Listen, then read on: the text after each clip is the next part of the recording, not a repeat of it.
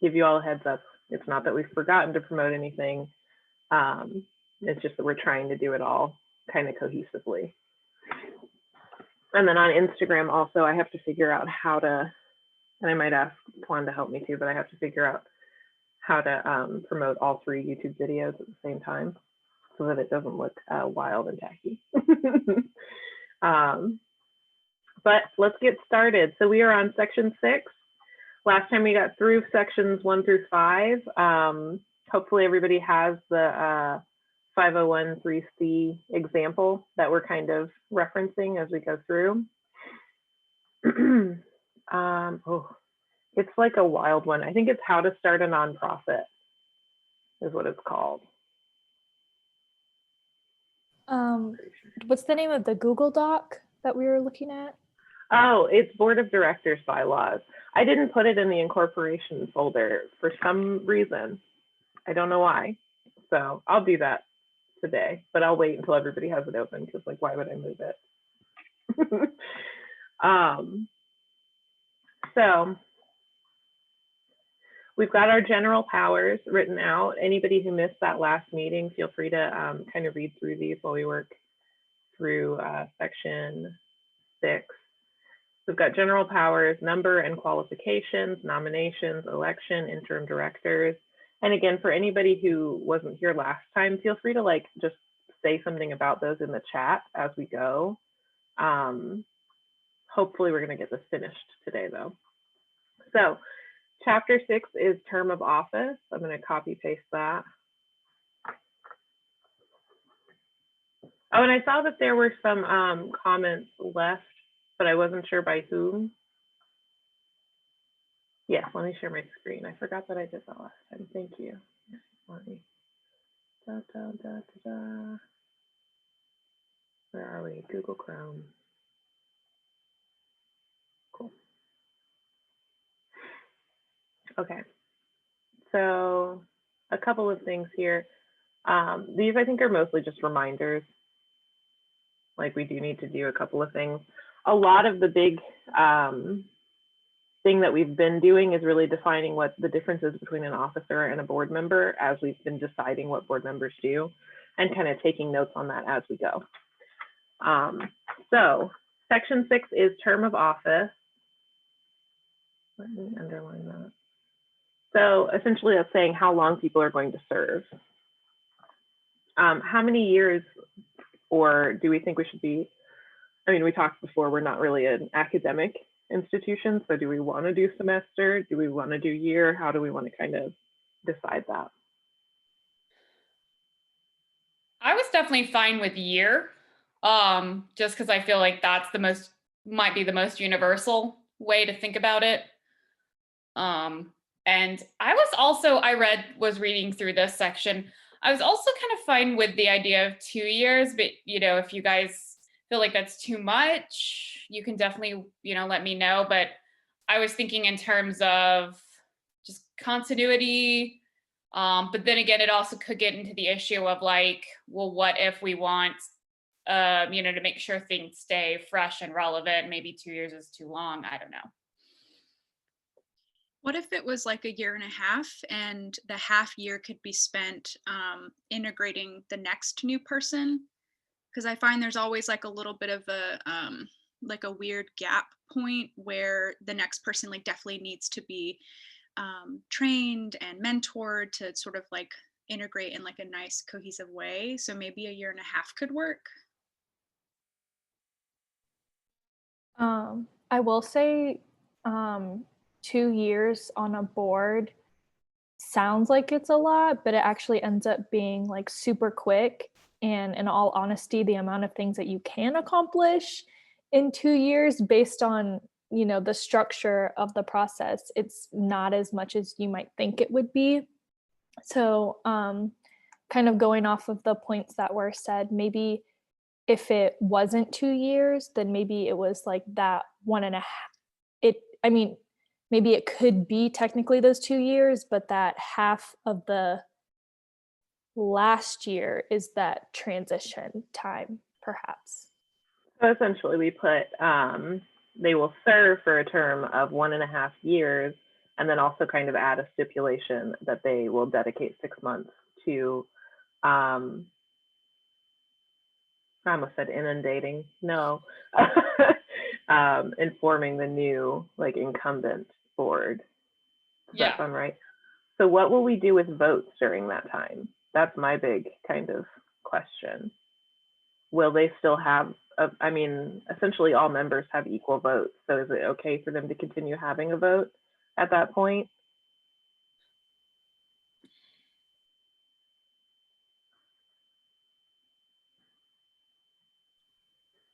I think it depends on what they're voting for. Because I think that gets into maybe we could define that a little more, because like in the other sections, like committees and things like that, like, I don't know. Yeah, I think it might depend on what they're voting for, but I'm fine. I'm kind of initially fine with yes. What if it was two serving years?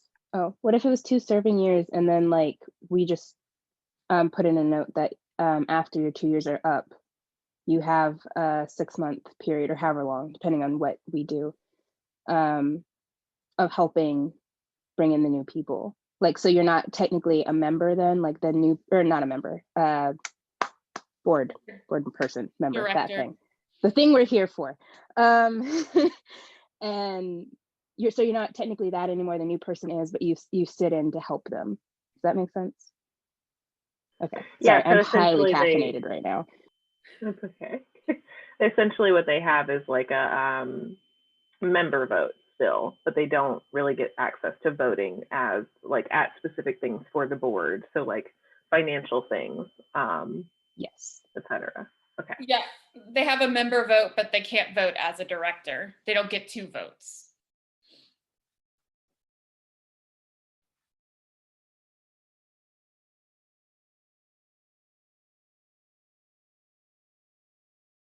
So we could just say they spend the last, 6 months without board powers, right? Does that sound good? Mm-hmm. Okay. All right. So do we want to do 2 years or 1.5? Not counting that, short 6-month period. 2 whole years? Okay. So we'll leave that how it is. And then until a successor is duly elected or appointed. So I think we should include that clause in case there's, something wild happening like COVID-19, Hopefully that never happens again, but, history is long.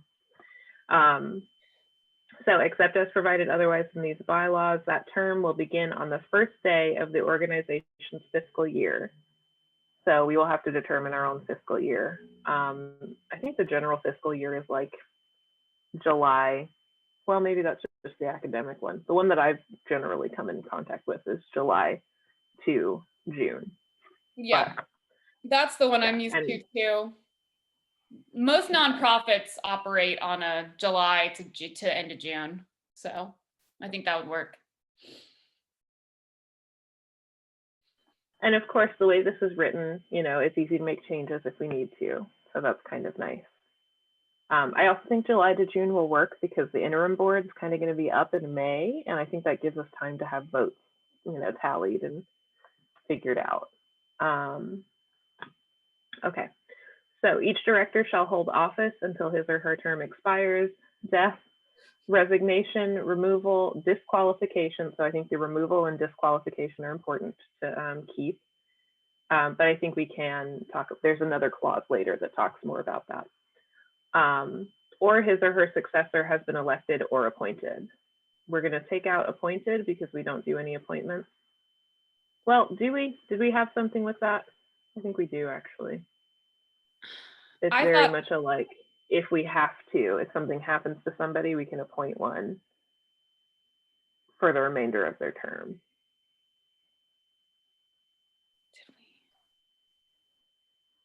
Let me check. I know we talked about it, but I don't remember what we settled. Yeah, let's remove the gendered pronouns.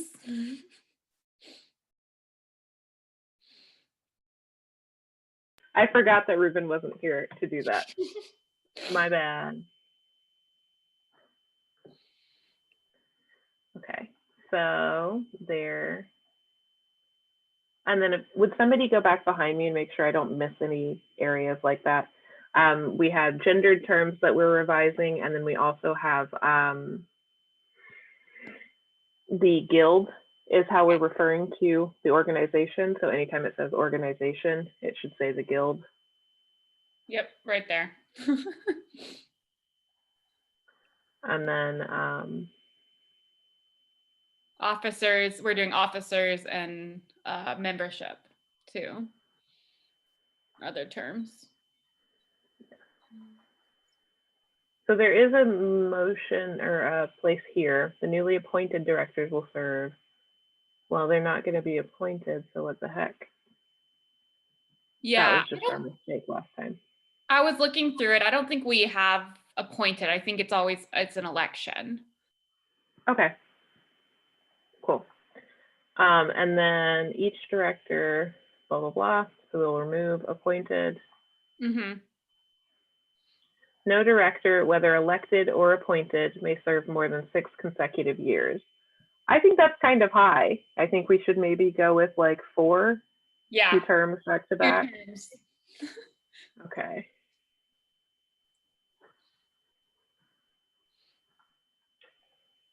Any director may resign at any time by giving, I think that's a fair thing to do, by giving written notice to the chair of the board. I don't know if we plan on having a chair. We haven't really had that conversation yet. Yeah, I mean, I didn't imagine yet from the other meeting that we were designating different positions within the board. So, I mean, do you want, if someone wants to resign, do they just tell the whole board, or do they need to tell do they need to tell membership? Like, how do you want? That's a good point. Or just maybe officers, like board and officers? Yeah. I feel like it makes sense to tell the board first, like set in writing to the board, and then if that gets like, I don't know if they would say yes or no. I mean, I can't imagine people saying no, and then telling everybody else. Does that make sense? I agree with Olivia, and I almost think that it would then be the board's responsibility to notify officers and members. So it's not on that person that needs to leave. Yeah, I think that's a really good point, because like reasons that people might leave are like possibly bereavement, right? And we don't want to have to make them go through the rigmarole of a bunch of red tape just so that they can mourn their lost, loved one. That's not chill. Can you tell that I listened to, was that Pine Copper Lime interview? It's on my mind. But also, you never know. All right, so any director may resign at any time by giving, so we'll just say to the board. Yeah. Sound good to everybody? All right. More than 4 consecutive years. What's happening? That's all. I don't know why it wants to do this to me, probably because I'm copy pasting from a PDF. All right, so any director may resign at any time.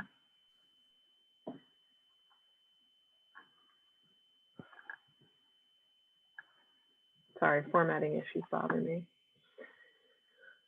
By giving written notice to the board, the resignation takes effect upon receipt of notice or at a later date if specified by the notice or in the notice. And unless otherwise specified therein, the acceptance of such resignation shall not be necessary to make it effective. Does that sound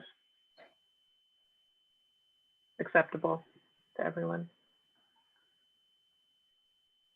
Yeah. It's essentially saying we can't just be like, no, No, you can't you gotta leave. stay. Forever. One of us. Any director may be removed at any time with or without cause by 2/3 vote of the board of directors. This is something we should really, hash out. Well, because we have where is that? like, yeah, we talk about like a meeting, you know, we need a special election to, and then membership can request someone be removed. So it definitely seems like with cause, not without. And we can also, flesh out what with cause means. We also plan on, I think, having a code of conduct Yeah. that will apply to all members. And instead of by 2/3 vote of the board of directors, shouldn't it be, is it membership? Like voting? Like how are we, how, if the board decides they want to remove someone, how do they move that process forward? Yeah, I think it should be two separate, we're talking about like two separate things, because I think the membership should absolutely have power to like remove somebody, but also as board members and even officers, like we'll be working more closely with that person if we do want to remove them. So maybe it should be two separate things. What about if we say, essentially, we put it up to vote to all 3 tiers of our structure? Does that make sense? So that the board votes, the officers vote, and then also the membership votes. And if the majority of respondents vote in favor, then that person is taken out. Or is that super complicated?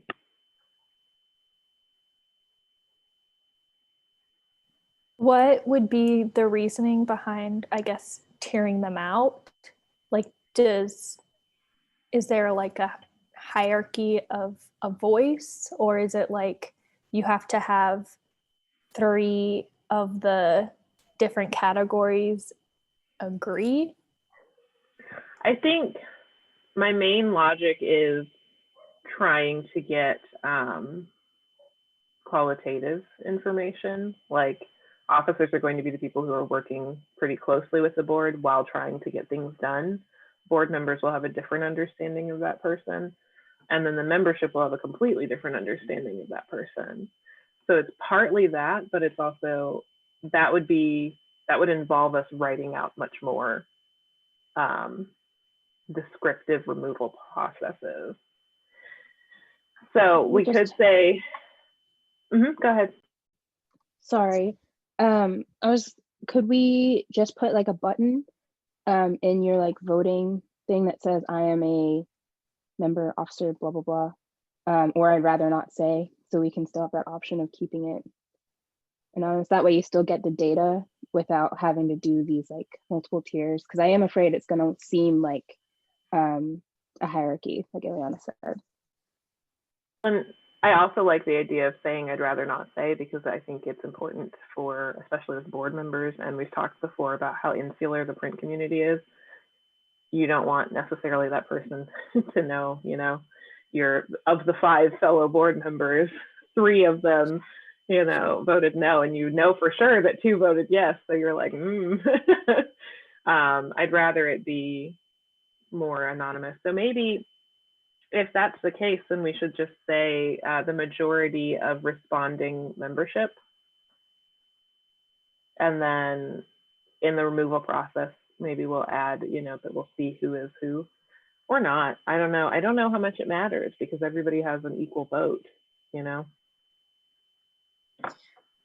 Yeah, I'm thinking like specifically scenario wise, like if it's something really bad, like if someone's, and it's a secret, like nobody knows it except for the board of directors, then I think it's appropriate to like let their membership know, and then they can make like a really informed vote as well. Like I think RIPG is like really transparent, and like that's like in the spirit of it. So even if there's something like really bad that the membership isn't aware of, then I think it's our responsibility, or whoever's responsibility, like board members and officials or officers, to make sure that it's not like a case being made, but like that all the information is out there so that membership can make an informed decision about it. Because they might not, I don't know, if I was given the option to vote on whether or not someone should leave, and I have like, I've never met this person, I don't work with them closely, I might feel a little uncomfortable. But if I'm like aware of what's going on and someone told me like, oh yeah, this person's like embezzling money or something, it's like, oh, okay, yeah, I'd like to vote, and yeah, anyway, long-winded, but I think y'all get what I'm saying. Legally, I like that idea, but is that legally something that an organization would be able to do? Because I feel like somebody could say that's, I'm not sure what the legal term is, but it's like defacing someone's, Defaming. Yeah. defaming. Yeah. Defamation. Oh Mhm. man. Yeah, that's a good point. I have no idea about any of that. I think, I think. Go go ahead. Ani. Well, what I was going to say is I think as long as we are saying they're breaking the rules of the guild, like the code of conduct, that is not defamation because we have them sign, like that's something that they should be required to sign, essentially saying they're going to follow this. Yes. And if there's a paper One. trail, like if there's a documentation that it's happening, then it's true. Yes.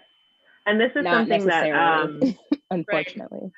yeah, but that's something that Olivia and I have, thought about in the past and recently is, what kind of legal action, what kind of removal actions are legal to take, and how do we kind of address that? Do we require documentation? Do we just say, this person violated the code of conduct and we don't get specific?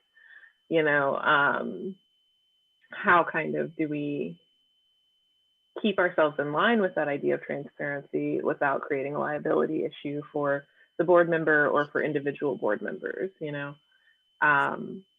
and I think hopefully a lawyer will really be able to help us with that. But I think for now we should go kind of idealistic. I mean, grounded within reality, the logic of it makes more sense to be vague than specific, instead of saying Ani embezzled $18,000 specifically, right? We could instead say Ani has been found in violation of the code of conduct. Would you vote to remove this person?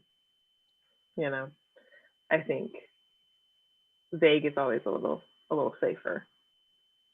But also everybody who's taking on these roles are aware of how they can be removed.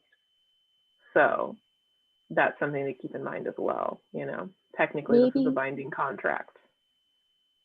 I'm so sorry. I do think there's a lag on my end. So there's pauses and then I start to talk and then someone keeps going. It could also be the caffeine, but I like the idea of vague. I also think maybe if we could say they violated the code of conduct and then maybe gave like a section, didn't like highlight exactly what in the section, but we're like, I don't know, section 2, embezzlement, or it doesn't, probably won't say like embezzlement, but like something to do with money, like financial fraud or something. I was gonna say, if it's money, we can say they violated their fiduciary responsibility to the guild. There we go. Yeah.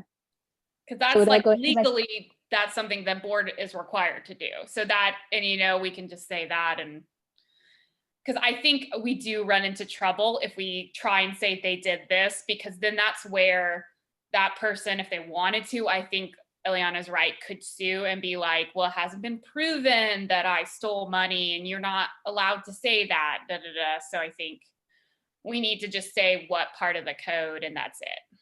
Yeah, because I think it also does the guild as a whole of the service if we just say they've been found in violation, because like Kay was saying, if maybe you don't know what's going on, you may be like, oh, well, like they seemed fine to me, let's keep them in, and then if they're like really hurting somebody, which if they've been found in violation, they probably are really hurting somebody, there's a chance that they might like squeak through and stay. So yeah, so what do we do if like we don't get the, let's say that this person has really like harmed people, like whether it's like verbal abuse or like whatever, and we can't say they've done these things, and everyone votes, or as many people vote that wants to vote, and then we don't get the 2/3 majority. Like, should there be something in the code of conduct that says like, I don't know, we expect folks to like excuse themselves and resign if, there's some real damage being done? I could just see that happening, where like we don't get the majority votes that we need, and then this person technically can stay unless we put something in the code of conduct as like a caveat or something like that. Yeah, like a set of offenses that are just absolutely inexcusable There's a very common clause like that is essentially any sexual harassment, racially, literally violation of law, Yeah. you're out. And that's because that's the law, So that is maybe that kind of stuff doesn't even safe. get a vote. Like what if Yeah. it doesn't even get a vote at all? It's just like you're out. Like you really violated the worst thing that you could, and I don't know. Yeah, and that's where we have to be really careful about what kind of, documentation we require, what kind of is there a threshold for the number of, reports on that person? We'll have to kind of think about that as we get closer to typing out the code of conduct. And of course, legal advice is going to be essential there. And there are also different laws and especially because we're a virtual group, there are going to be very different laws in North Carolina about virtual harassment than there will be in, I don't know, Vermont, right? Because that is statewide law, sometimes county specific law. So we need a lawyer, yeah. Juana, were you going to say something? Yeah, so I think this could be, I don't know, I thought in my head, but might not be a good idea. But is that something that I think that when speaking to this potential scenarios that you were talking about, Kay, it's thinking about documentation is key to everything. And so, but also keeping things anonymous, because that's really important to people that have been attacked in some sort of way. And so I think that if if we could find a system of reporting that could provide the potential, it could be anonymous, but if you feel strong enough, you can say, this happened to me, you can give as much or as little information as possible, because also, we don't have the right to pry also. And so creating a system where things could be recorded, I think could be really important. If that, person might feel comfortable doing so. And I think that without, if there could be some sort of way that these reports could be saved in some way, and before taking it all the way to membership, I think that maybe I don't know if we can actually measure a system or create a system where it's maybe just the board of directors can take care of it before things get really big. And I know that it's really important that there's some sort of transparency, but it's how do we do that in a way that protects people who are being harmed, right? And then yeah, I don't know.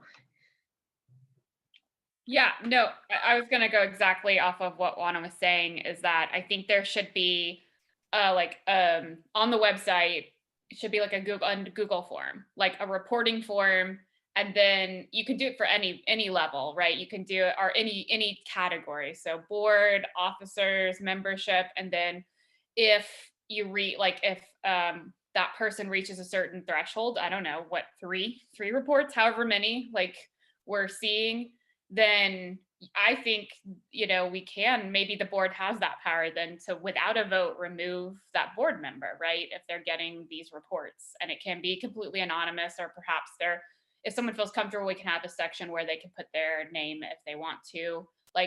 Please include your name and email if you would like to be followed up with. Or I think that the board should create some sort of team, because there could always be a scenario where maybe a board member is the aggressor. And so I don't know, it's just really complicated and really, but creating some sort of, I don't know, committee that is that is unanimous, that is not involved with, that sort of strain, that could be level-headed in that dispute, because, that's the worst thing possible, that let's say, I'm being, I don't know, hurt by somebody who has that power to cancel people out. And I don't know, we just definitely don't want to provide that power to potentially to someone who holds the power to eliminate people from the membership when perhaps they themselves are the aggressor. Mm-hmm. Yeah, I think it's really important to think about that, and also to have like a plan for, keeping in mind like our mission statement. We are a place to grow, and I don't think it's fair that, we essentially evaluate like a microaggression at the same level as we evaluate actual sexual harassment, like physical interaction or penis pictures or something wild like that. Like that is a very different thing than somebody accidentally thinking that two Hispanic people are related. While that is very offensive, it could be that that person literally has never met a Hispanic person, in which case that's a real bummer, but they're going to meet a bunch of them here. And we will all, say, oh, sweetie, no, we're not all related. And I want this to be a place where we can easily say that. And where people come here to learn that. And of course, if you get defensive about it, then that is a very different kind of step, where it's like, okay, no, you need to have a serious, introspective moment, and think about whether or not this guild is for you. I do think one question I have is, do we want to go with majority or 2/3 of the membership responding? Didn't we use the word plurality a little earlier? Yes. The reason this one would be different is because I think it would be a yes, no. So there's really only those two options, unless we want to like maybe write in maybe. I don't know, but I feel like it should probably be more of a black and white, no gray area situation. I also typed in that last part, if that you guys think that might add to what we were just talking about, in terms of like if they're found in direct violation of our code of conduct, they just go, I don't know if we need to include that, or if the responding vote, the majority of the responding membership is enough. Yeah, I think it's a good idea to have that redundancy, because we talked a little bit last time about, people scrolling through just to be like, what's my job? And not reading the rest of the information. So I think it's a good idea to say, but we have a code of conduct and you will be held, in accordance with it.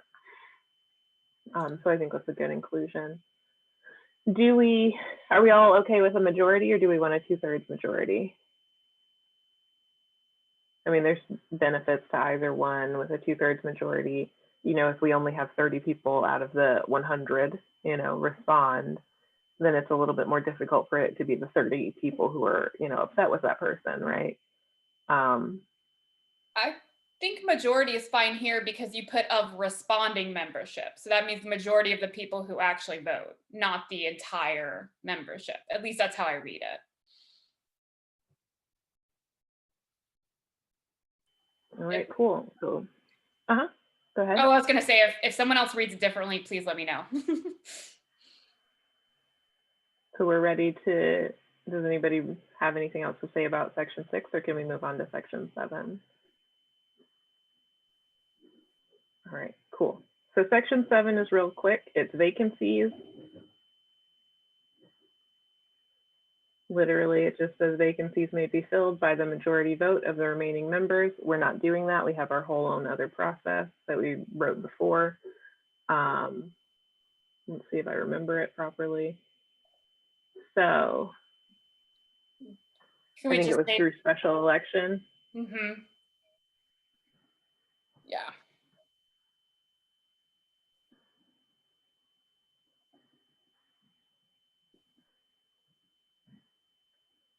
Vacancies will run the course of the previous board members' term.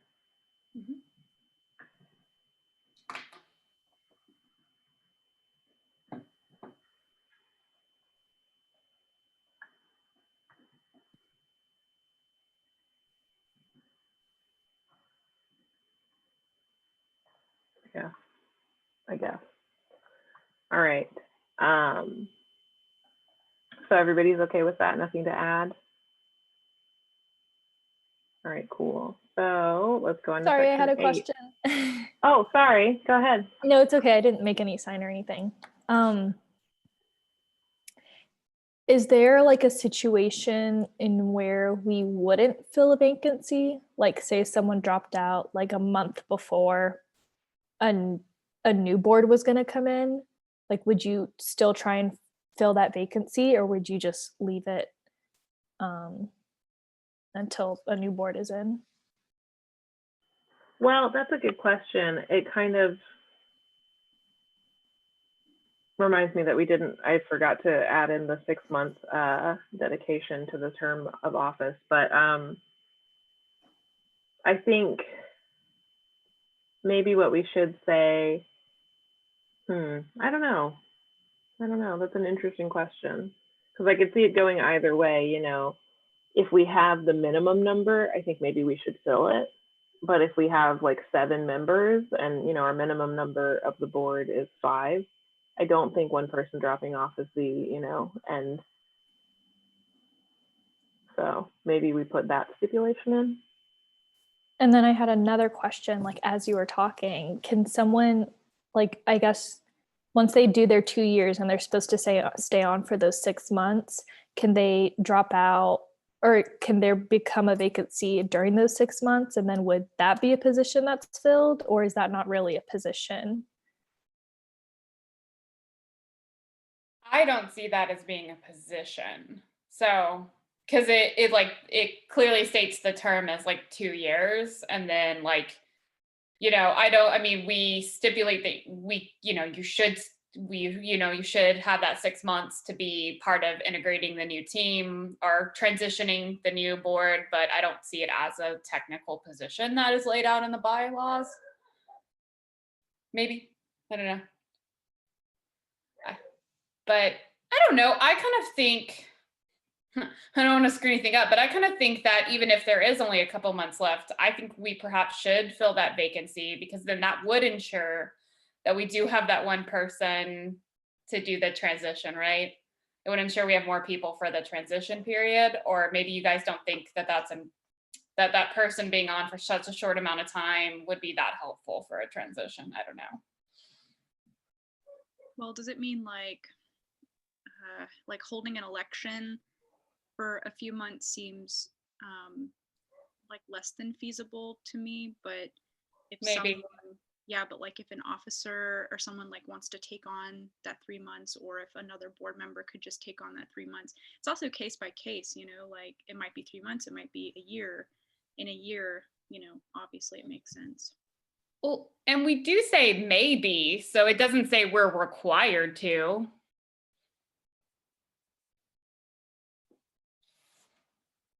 Maybe that's vague enough to give us flexibility. Something I was also thinking was if someone is just kind of like in that, if it is a 2-month example, and someone just gets put in that position for the last 2 months, they could also, I guess, try and hold that position when elections come around, like if they run for that position, to like stay there.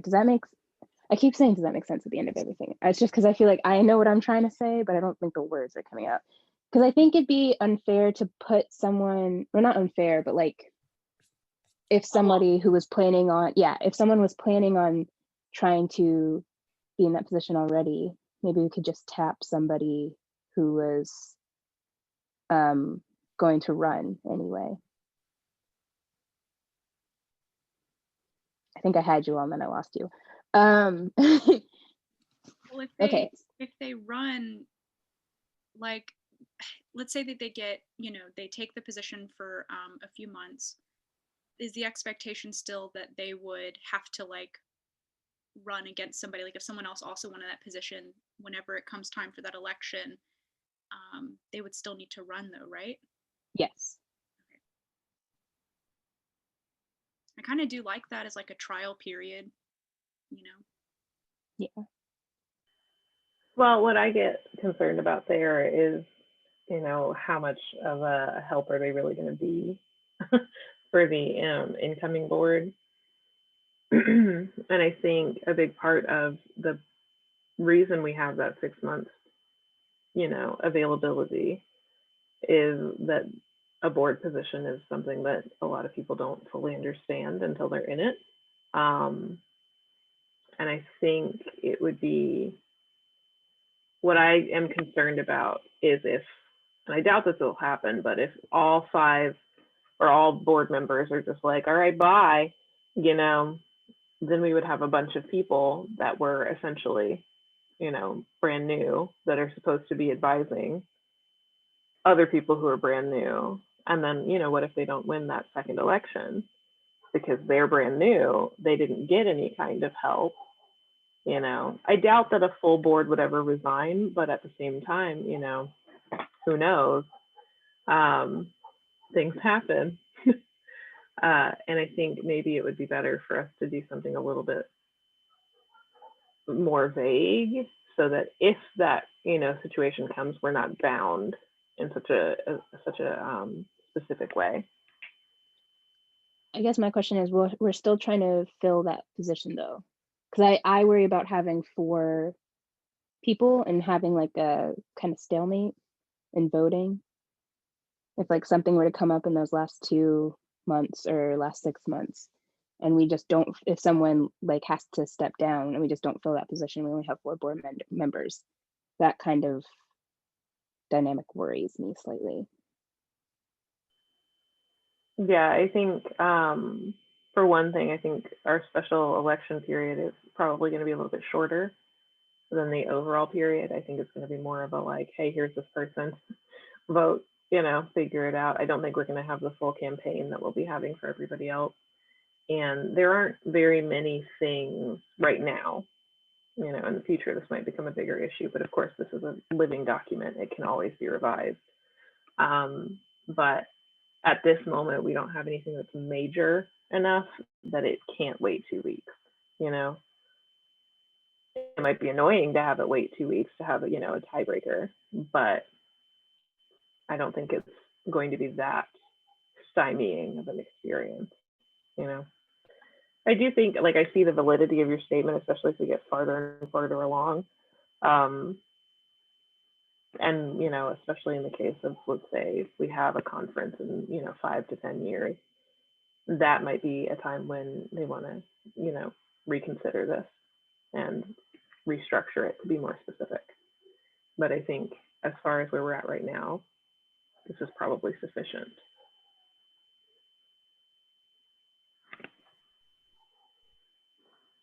I'm comfortable with leaving it like this because it just has like an understanding of what we can do. But again, it doesn't, to me, when I read it, doesn't say we're bound to doing this. Like, so I feel like there's enough flexibility for us to have it where we can make a case by case, which I think is the most important thing.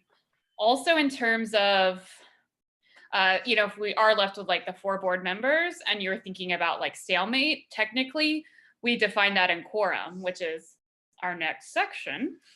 And I do believe that the quorum is only a majority. So in the case of 4, if 2 people want it, that's a quorum. So that kind of does ensure that there's not a stalemate. So I think, yeah, later on, we can kind of make sure that we change this. But I think right now I'm fine. And I started rambling. I'm sorry.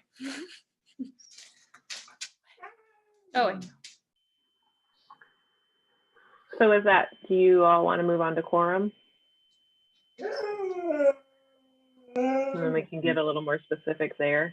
You want to move on to quorum? Yeah.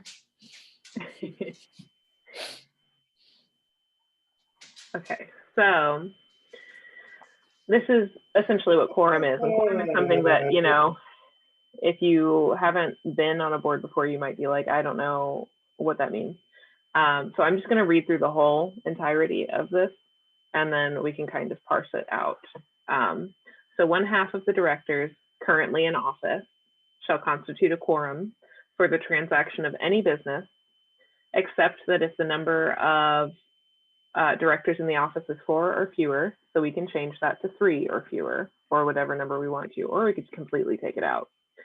At which point 3 directors shall constitute a quorum, except as otherwise provided in these bylaws, the act of the majority of directors present at a meeting at which a quorum is present shall act as the board of directors. So essentially they'll be representatives of the board of directors. A director who's present at the board of directors meeting at which any action on any corporate matter, so any of the things within their powers, is taken shall be presumed to have assented to or agreed to the action taken unless his or her contrary vote is recorded. We record our meetings, so it would be recorded. Or his or her dissent is otherwise entered in the minutes of the meeting, unless he or she shall file written dissent to such action with the person acting as the secretary, which we won't have a secretary. So they'll have to file that with the entirety of the board before the meeting is adjourned, or shall forward that dissent through mail to the secretary of the organization, again, to the organization in general, immediately after the meeting is adjourned. Such right to dissent shall not apply to directors who voted in favor. So if you've already said yes, you can't go, never mind. If at any board of directors meetings, there's less than a quorum present, so if only 2 people show up and we have like 7 people on the board, or even if, 3 people show up and we have 7 people on the board, a majority of those present may adjourn the meeting without further notice until a quorum is obtained. So again, a big part of the board of directors responsibilities is that you are present. So We probably shouldn't make the Mm-hmm. number. We probably shouldn't make the number less than, right? Because I'm trying to think of like, if 3 is the number that is like okay for making votes happen, those other 4 people didn't get a say. Like if there's 7 people, then that just seems like a little problematic, or could cause problems for us, Mm-hmm. I think that's a valid point. How about we go through each of these sentence by sentence, and then I think they'll have more continuity. So 1/2 of the directors then in office shall constitute a quorum. Is that acceptable to everyone? What is 1/2 if, say, we have 7? Because I mean, I know what half of 7 is, but I mean, like if we have an odd number, should we say, but roughly? But does that mean 4 people, or does that mean 3 people? Are we going to round up?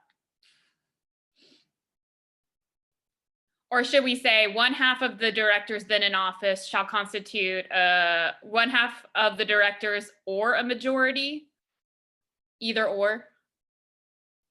Like, should we make the stipulation that it needs to be a majority if it's an odd number? Well, we could also just remove 1/2 and just say a majority of the directors, because we know that's more than 50%. Does that sound like what we should do? So let me go ahead and do that.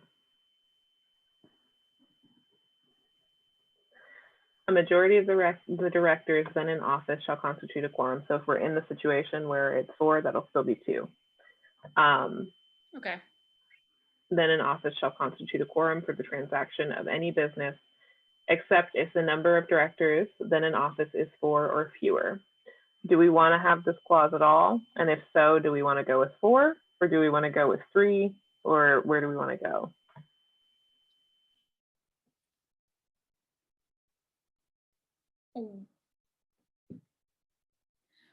I mean, what is the benefit of having this clause?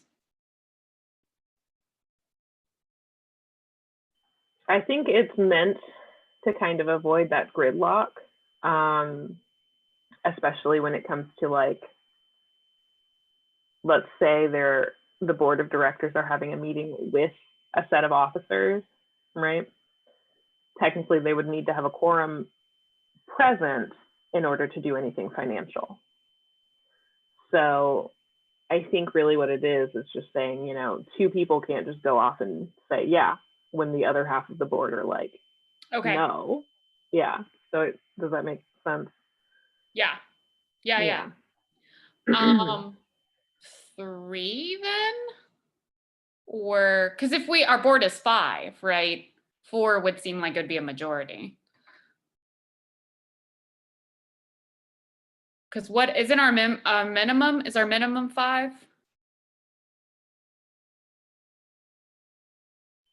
Yeah, we're 5 to 10. I'm fine with Board 3 members. then. Does that sound good to everyone else? Yeah, but let's say we have 10 board members and only 3 are there. Like, so is the idea that those 3 could make financial decisions on the behalf of like everybody? So that's the second part of No. the statement. Yeah. Right now, we're mostly determining what the number of directors in office would be.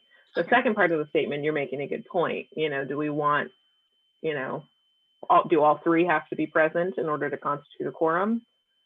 Or because otherwise it will always be a majority. So if we have 10, it's got to be 5 or more. Yeah, I know, fractions all over the place. Sorry, this is new to me. Okay. It's also written in a very like legalese kind of language, which is not fun because it's just like, here, have the worst word problem.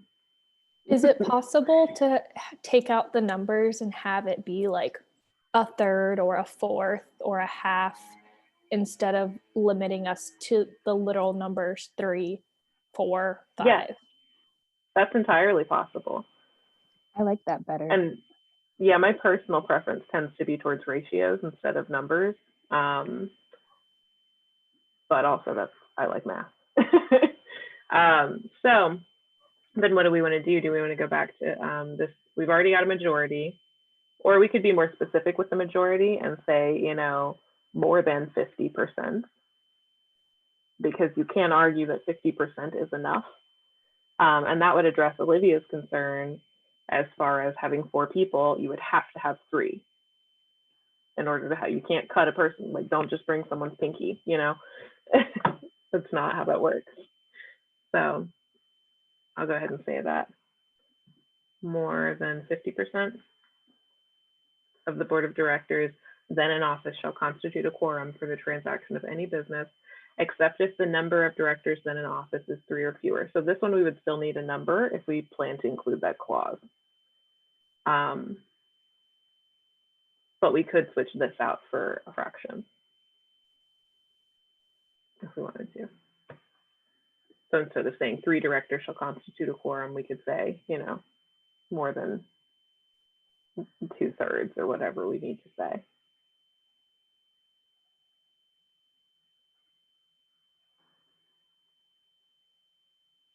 We could also, at this point, completely remove this because we've already dealt with the fact that it might be 3 or fewer by saying more than 50%. So if there's 3 or fewer people, we would need at least 2 people to be there, 2/3 of the board. Does that make sense?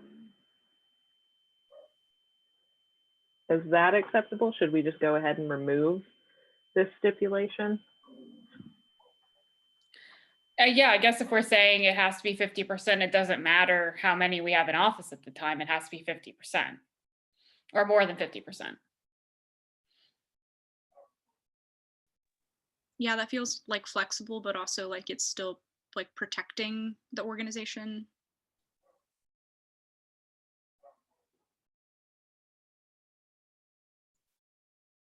I'm fine with removing that because that's where I was getting confused. I was like, well, what ratio is a good ratio? And I was trying to do math and I'm like, if we have 10, what does that make 2/3? You know, like, and I was like, oh, math.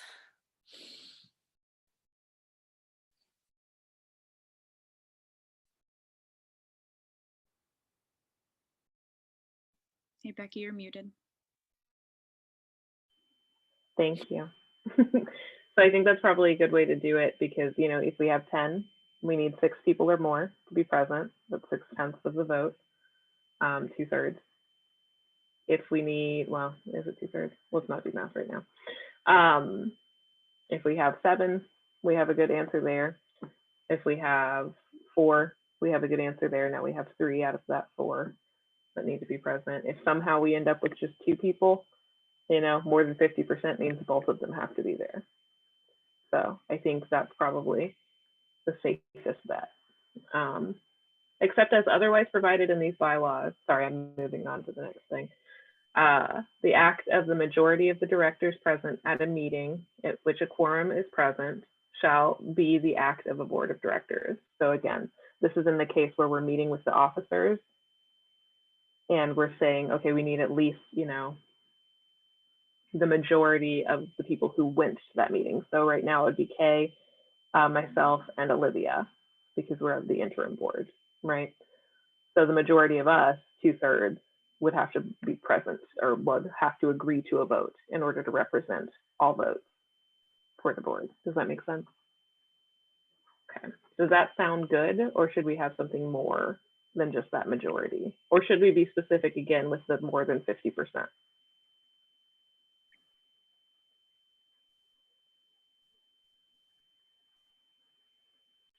I think the more than 50%, because if it goes back for some reason, it's just 2 people, it doesn't make sense for the one person to be the only one making the decision at that meeting.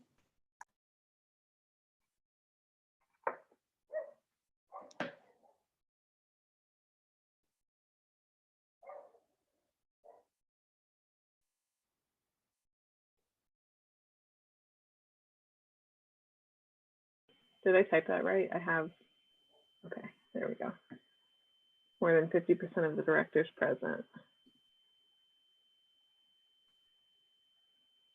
So it's a quorum is present. Okay, there we go. So we'll probably have to like type this out with actual words. People don't tend to like actual numbers and things. A director who is present at a board of directors meeting at which action on any corporate matter is taken shall be presumed to have agreed to that action taken unless their contrary vote is recorded or their dissent is otherwise entered in the minutes of the meeting. So I think saying recorded is sufficient because we actually record, like we actively record our meetings. Or their dissent is otherwise entered in the minutes of the meeting. This is what I want to be clear about. So if we continue to do these through Zoom, disagreement can't happen in the chat because the chat doesn't get recorded. It does, but we don't publish the chat. So we should probably say it either needs to be verbal or visual consent in the Zoom recording to be very, you know, precise. Yeah, I mean, But that's how we have to do it with the MAPC meetings. Like we can't, like we have to like, well, we actually have to physically say yes or no.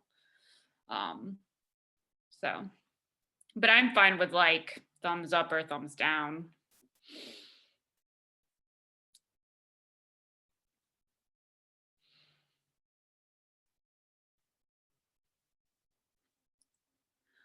Also, Becky, technically the chat does get recorded. yeah, we just don't publish it publicly. Oh, okay. And that's where I get kind of like, no one would be able to know. Right, You know, right. minutes, on the other hand, minutes would get, you know, publicly posted or something like that. So, and then of course we can say the written dissent.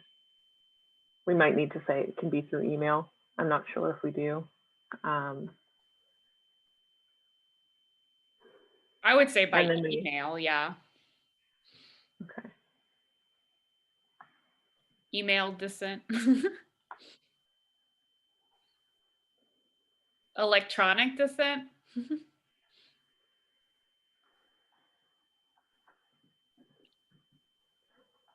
Yeah, let's say electronic. I think it's a good idea. It's like, no, you have to fax it to us. Yeah. You have to mail it, and it's gonna go to that one person's house who's in North Carolina. You must attach it to an owl who will hand it to a squirrel. I'm still a fan of carrier pigeons, no? Oh, yes. Okay, so let's see. I've lost my place. Where was I? Dissent otherwise entered in the minutes of the meeting, or unless they shall file written via electronic dissent. So I should say via electronic means, and probably in commas because that's not how syntax works. Dissent to such actions with the board before the meeting is adjourned or shall forward such dissent. I mean, no, we're not going to do mail. I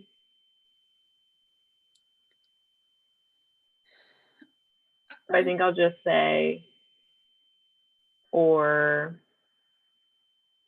immediately after the meeting is adjourned. Yeah. It specified that it had to go to the secretary. Are we like, does it need, who does it need to go to? I feel like an email with like a bunch of CCs sort of puts that person in a place where they're like letting a lot of people know and maybe they only want to let one person know or something. Like we got into that a little bit talking about bereavement. So I'm wondering if maybe there should be like a designated person or maybe not, just throwing it out there.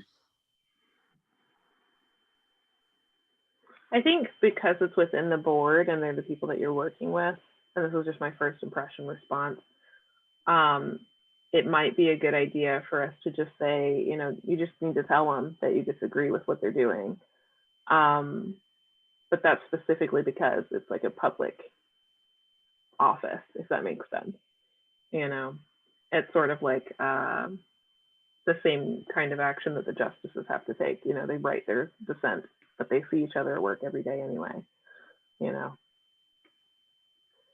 that's my personal impression, but I'm also open to anything else because I can see the benefit of something like that. But I agree. I think you should encourage people who are going to disagree with each other, like be able to to put that down and be like, I might not agree with you and I can tell you, especially since it's about a matter of the guild. Like I'm not talking about like personal issues. This is more of a work related thing.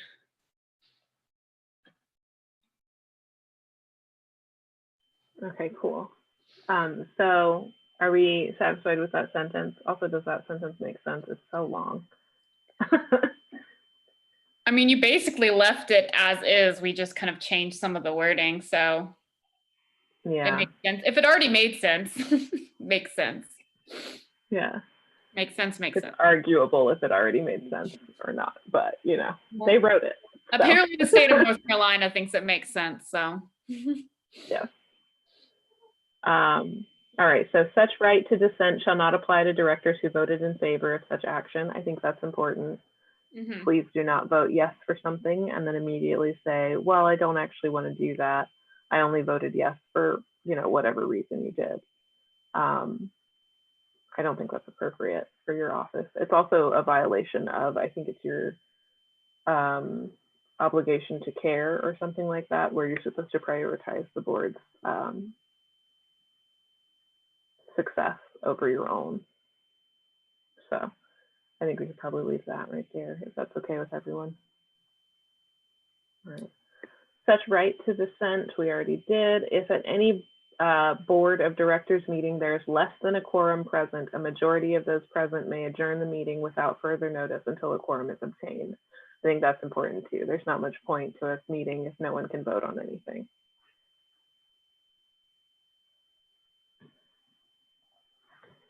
Okay, is everybody satisfied with section 8? Is there anything we need to add?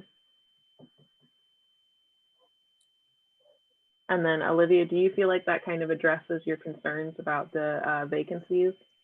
Yeah. Okay, cool. Good, I'm glad we could address that in a satisfactory manner. All right, so section 9 is meetings. Copy paste. So this is going to talk about how often meetings occur. I think it also talks a little bit about where, what a meeting constitutes, et cetera, et cetera. So this says specifically, meetings of the full board of directors shall be held at least twice a year at such place within or outside of North Carolina as may be fixed by resolution of the board or as may be specified in the notice of the meeting. Very fancy language to just say everybody has to agree on the place. So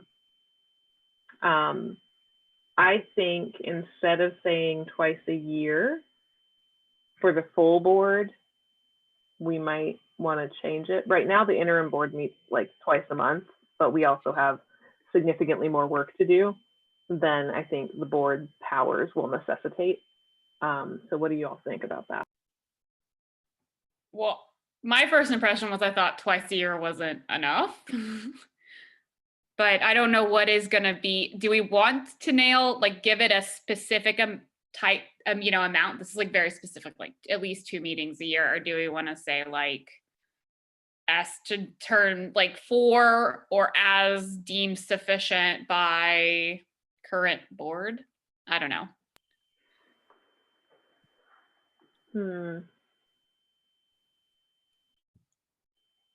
I don't know. What do y'all think? Sorry, I have to get Pumpkin. He's like laying directly on top of one of my prints.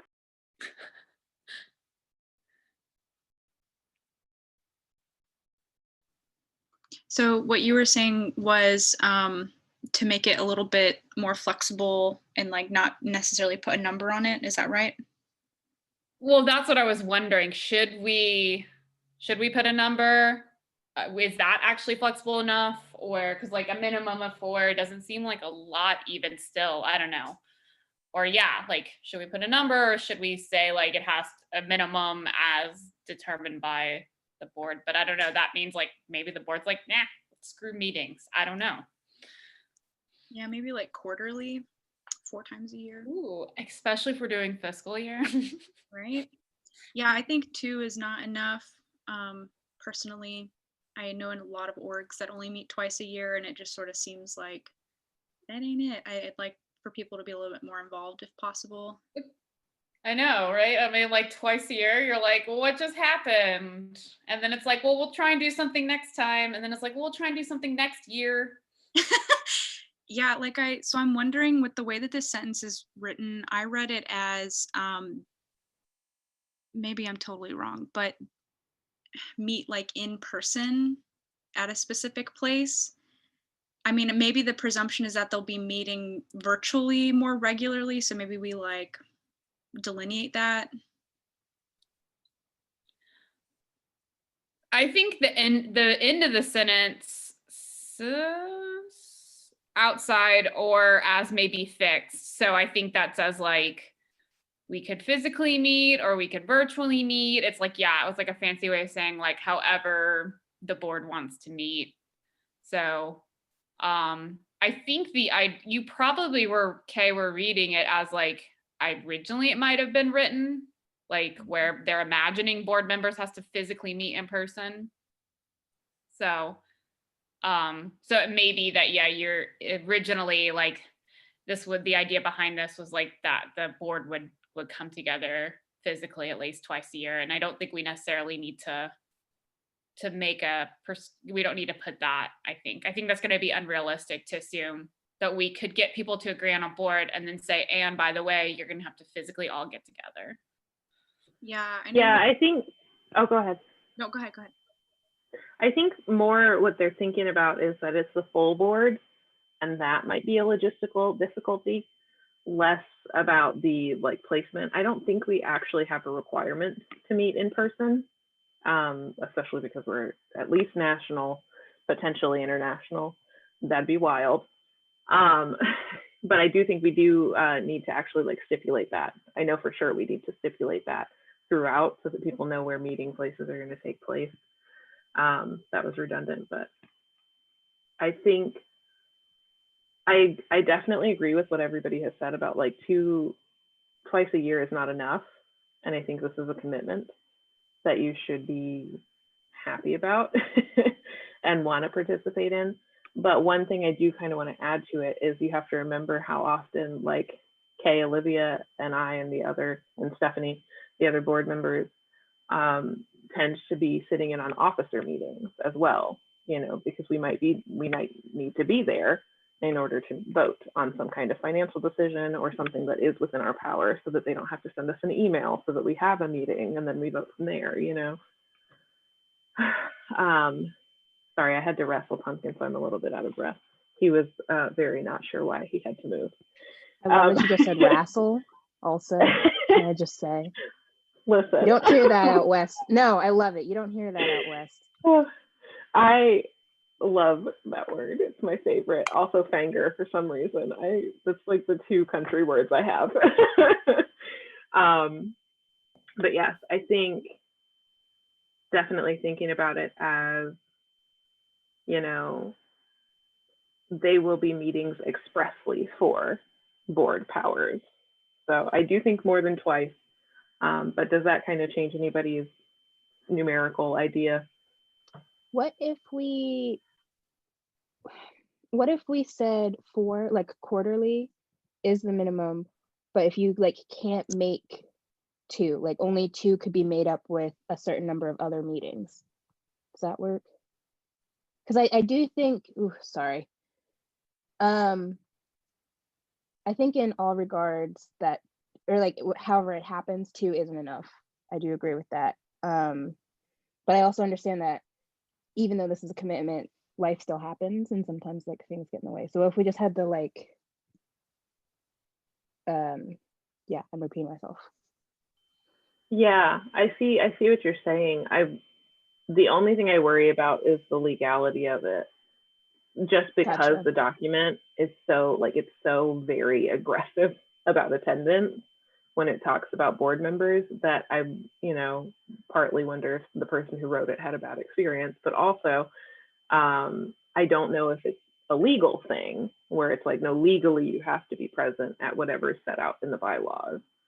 And if that's the case, then maybe we do dial it back down, kind of what you're talking about. And maybe what we say is we'll say, okay, yes, you do have to go to at least 2 full board meetings, but each member of the board has to attend a certain number of, or a certain percentage of all of the meetings with officers. Does that make sense? Because I think that it is important to say, like, you have to meet with the officers in your position. But then it also kind of works out a little bit more. So you're part of more meetings, part of more, conversation. Yeah. That sounds really good to me. Okay. Cool. So how do we word that? So I guess, do we stick with the twice a year for the full board?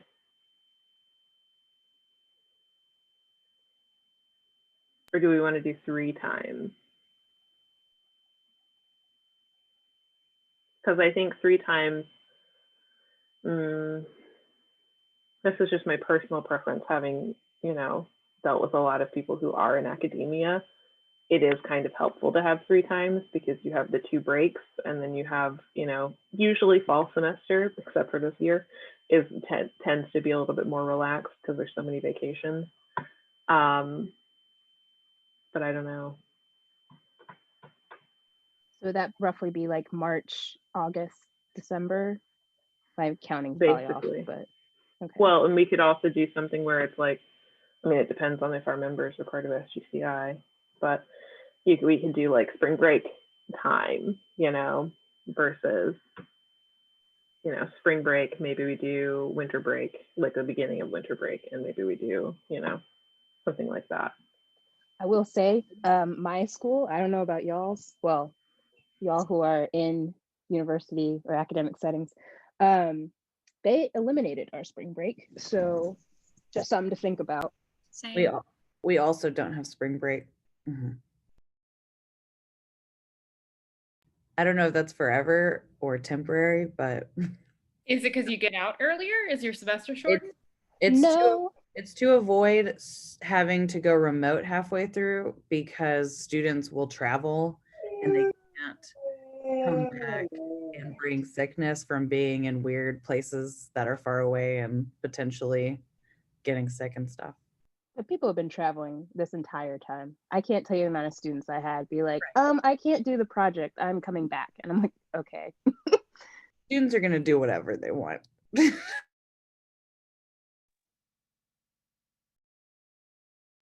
Okay, so I think maybe we'll stay with twice a year, and then it can always, be amended if we find, a lack of interaction. I do think I need to say something about virtually.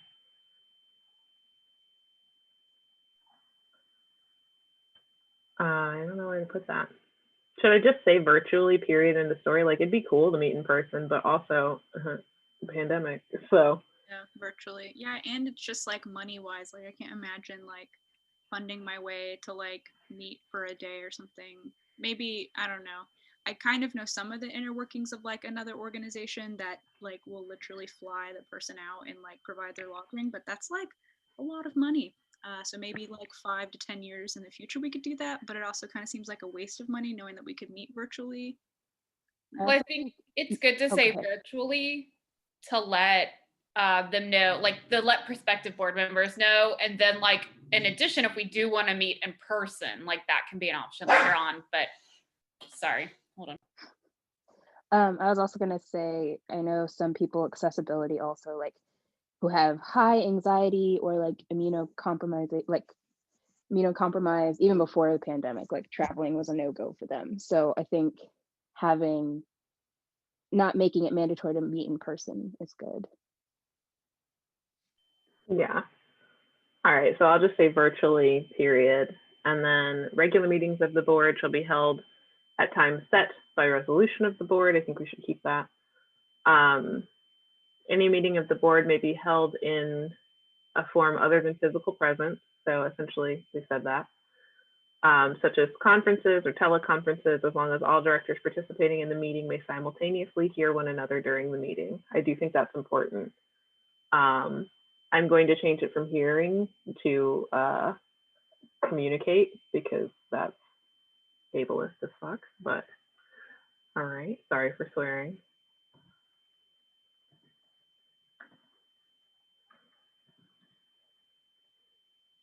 Special meetings of the board. Oh, did anybody have anything else with that specific statement? Sorry. Okay, I was blinded by rage. Special meetings of the board may be called by or at the request of. We don't have any of that, so we should just say any director.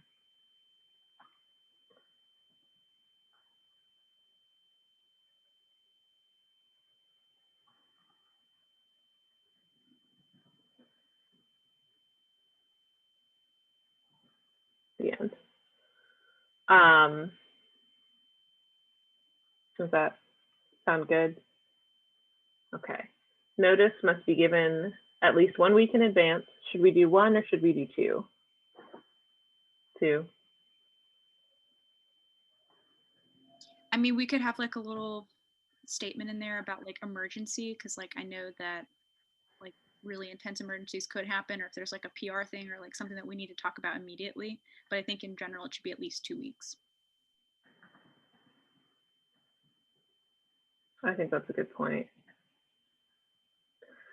All right, so notice must be given at least 2 weeks in advance by any usual means of communication to each member of the board of directors. Does that sound right? It's very much free form enough that we can do whatever we want. And any action taken at a special meeting shall be voidable upon failure to obtain acknowledgement of receipt of notice from any member of the board. So if somebody says, you didn't tell me about this, we can cancel the meeting essentially. And any action taken. That way you can't willfully not invite someone. Yeah. I think that's important to include still. Notice must be given at least 2 weeks. We got that. Such notice need not specify the purpose of the meeting which is called. I think that's good too, because it could just be a general meeting, you know, where it's like, okay, I don't know what's going on. And that seems like a weird thing to send out to everyone where you're like, hey, what? That's what this meeting is about. Just me wanting to know what the heck. But, you know, I'm also open to people requiring more specification for that meeting. What do you all think? I think that the purpose of the meeting should be stated, because somebody could just call a random meeting just for the heck of it, and people are moving their schedules to make it happen because it seems like it's an emergency and then it's not. I just feel like that sentence seems kind of weird to me.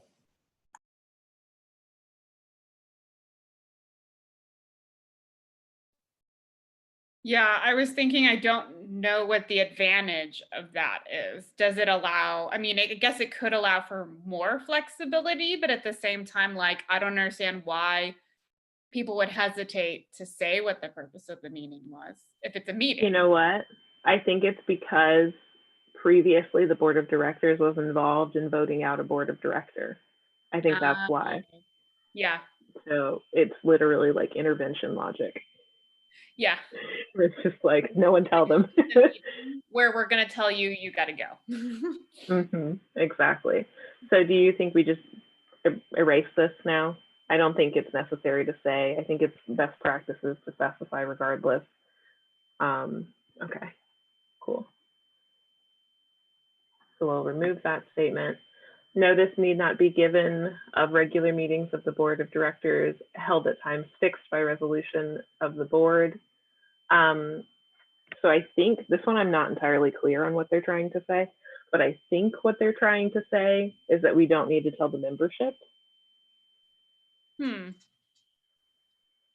Or maybe they're saying we don't need to remind people that it's a regular meeting. That's where I got kind of confused. Like if it's one of the two that you have to go to, I think they're saying we don't have to communicate that, but that seems a little wild. Yeah, when I read over this, I wasn't completely sure what that was, because the next sentence to me is what you're talking about. And I had a problem with that. It seems like that was where board members could, or board directors could have meetings without telling people.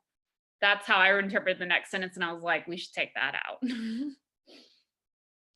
So, but yeah, I don't know exactly what that first sentence says. Well, maybe that is what they're saying, is essentially we don't need to give notice of regularly scheduled meetings.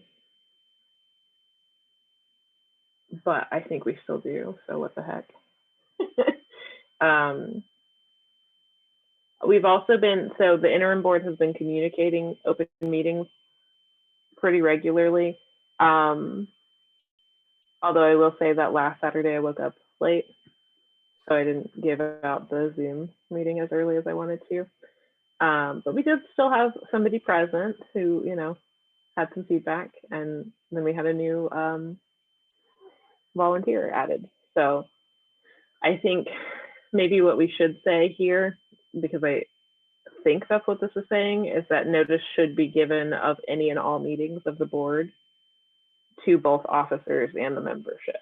Does that sound good? Okay.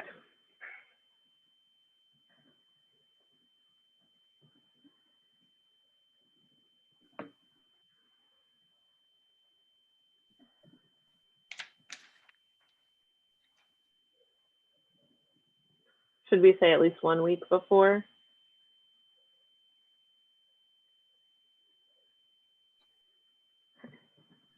I was thinking like 2 days. Just to like, because we're all really busy people, you know? Maybe we'll say at least 3 days. Yeah, like a week is like really idealistic. Okay, 3 days before to both, well, officers and membership. I think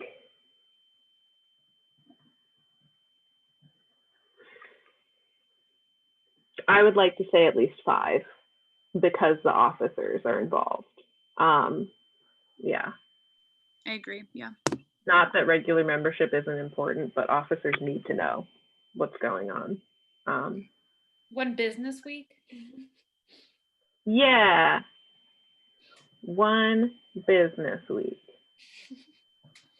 I think eventually it'll become like, it'll be more streamlined and more of like, there will be like a rhythm that happens as well, where it'll be a little bit easier to like announce this stuff too, you know?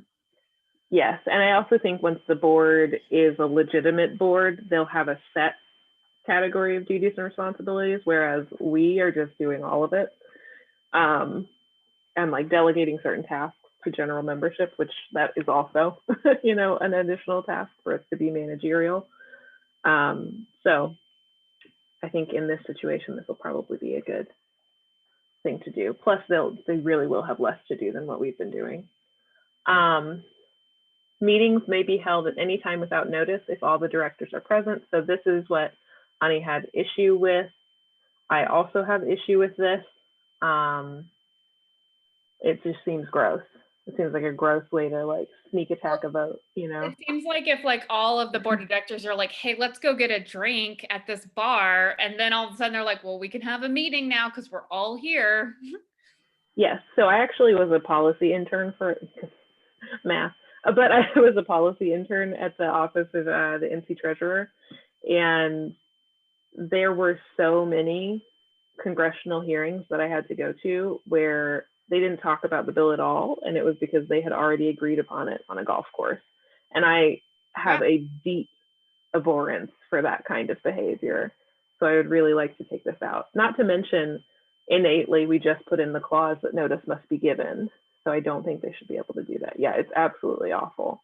And then there was this one, sorry for the story time, but there was this one Democratic officer who, like, his, you know, affiliation has nothing to do with it, but we were a majority Republican state at the time.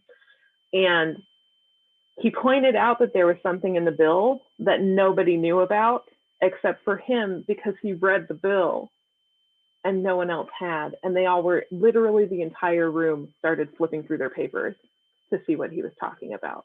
And I was just like, what? Anyway, we'll put that in my little rage box and move on. So, notice must be given of any. I'm sorry, I just think it's really odd that that's in there because, like, I don't know who else doesn't read it and say that just screams secret meetings. Like I don't know. I guess maybe it's like, oh, but we want to give everyone so much flexibility, but yeah. Yeah, I think the brain says convenience, but also it's really naive. It's a very naive clause. So let's erase that. Time before the meeting. I'm just checking to make sure that second part is okay. Yeah, also shifty. Action on specific items can be taken by the board by unanimous written vote, whether in print or electronic form, by all directors then in office or by other similar means of communication. Does that seem acceptable?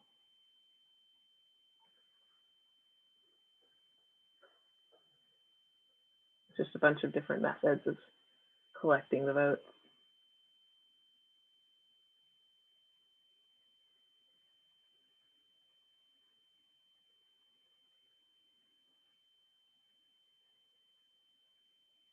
Okay. So do we feel satisfied with that? We're ready to go on to section 12? Nope, 10. I don't know why I tried to finish the document just then. Cool. So copy. Next is waiver of notice.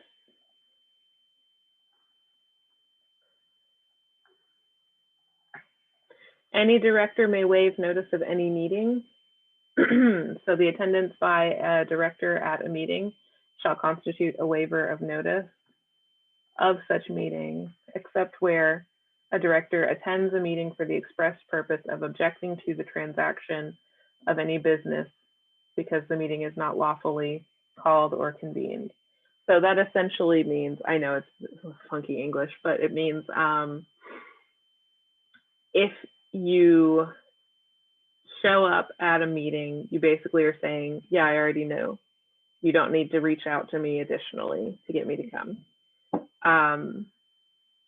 If you do not show up, and this is where I get a little bit fuzzy, I think it also is saying if you don't show up, oh, no, I figured it out.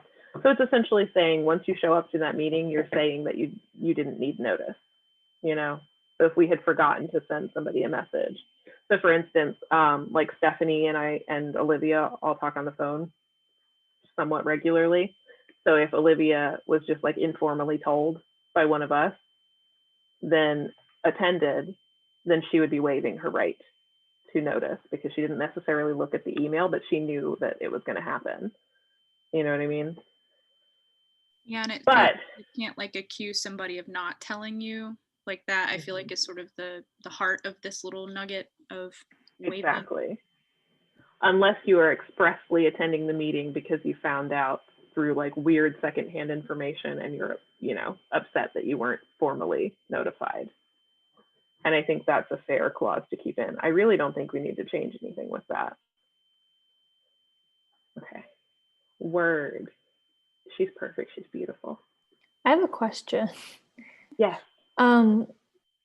How would you tell the difference between someone attending a meeting that they weren't notified about and they waived their notice as opposed to someone attending a meeting for the express purpose of objectifying not having a notice? Like, would they have to state it but as they enter the room? Yeah. Just walk in the room like, hey. Yeah, I think No, we're I making. think. Oh, go ahead. I was gonna say, I think it's making the assumption that.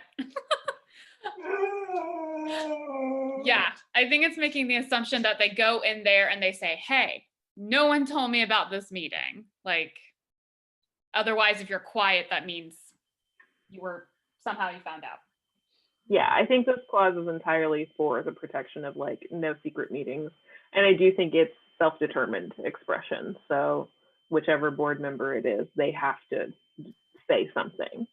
But like, can they say it after the meeting or 2 weeks after? Like, do they have to, I'm asking like, when would they say it? Because somebody could attend. Does that make sense? Like how it could be fuzzy? Because someone could attend where they didn't get a notice. And I guess it seems like they're waiving it because they don't say anything. And then like 2 days later, they express that. So then to me, that kind of gets fuzzy as to like, when should they express that they didn't have any notice and they're opposed to the fact that they didn't have any notice? Maybe we could write a sentence that states that it needs to be within the duration of the meeting. Or if we disagree with that, we could also say, you know, give them a time frame in which to object to a lack of notice, you know, let's say maybe a 2-week period, because, you know, it could be that a meeting happened without them present. They weren't informed of it, and then they saw the recording of it, and they were like, what? And that also would give them the time to check their emails, you know, and see like, okay, were you really not informed, or were you just really busy that week, or did it go to your, you know, junk drive or something for some reason? That kind of stuff. So do we want to do that? Okay. So how should we phrase this? I think I'll put it at the end. Any director may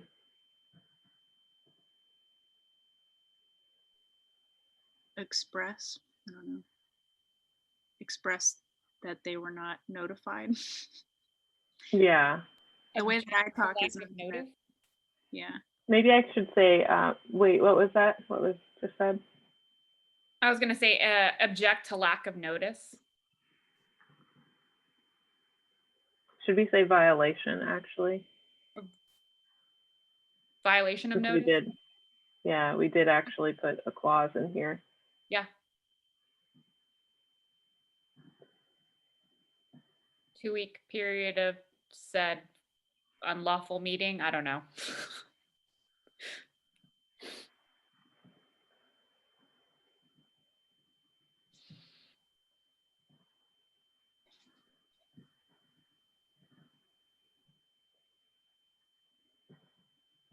Through, what did we say earlier? Virtual. Yeah. I'm going to say virtual written means. Sure. Because I think a phone call technically counts as virtual, and I don't think that's acceptable. We need a paper trail for that. Okay, cool. Good point, Eliana. Do we have anything else before we move on? No. All right, groovy. So section 11, committees. So we talked briefly about committees earlier. I don't remember why, but they came up. I think it was code of conduct was when we were talking about it.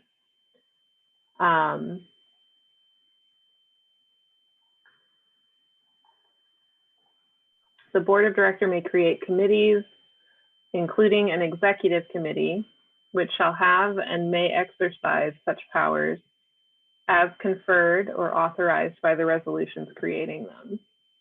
So I guess let's start with that statement.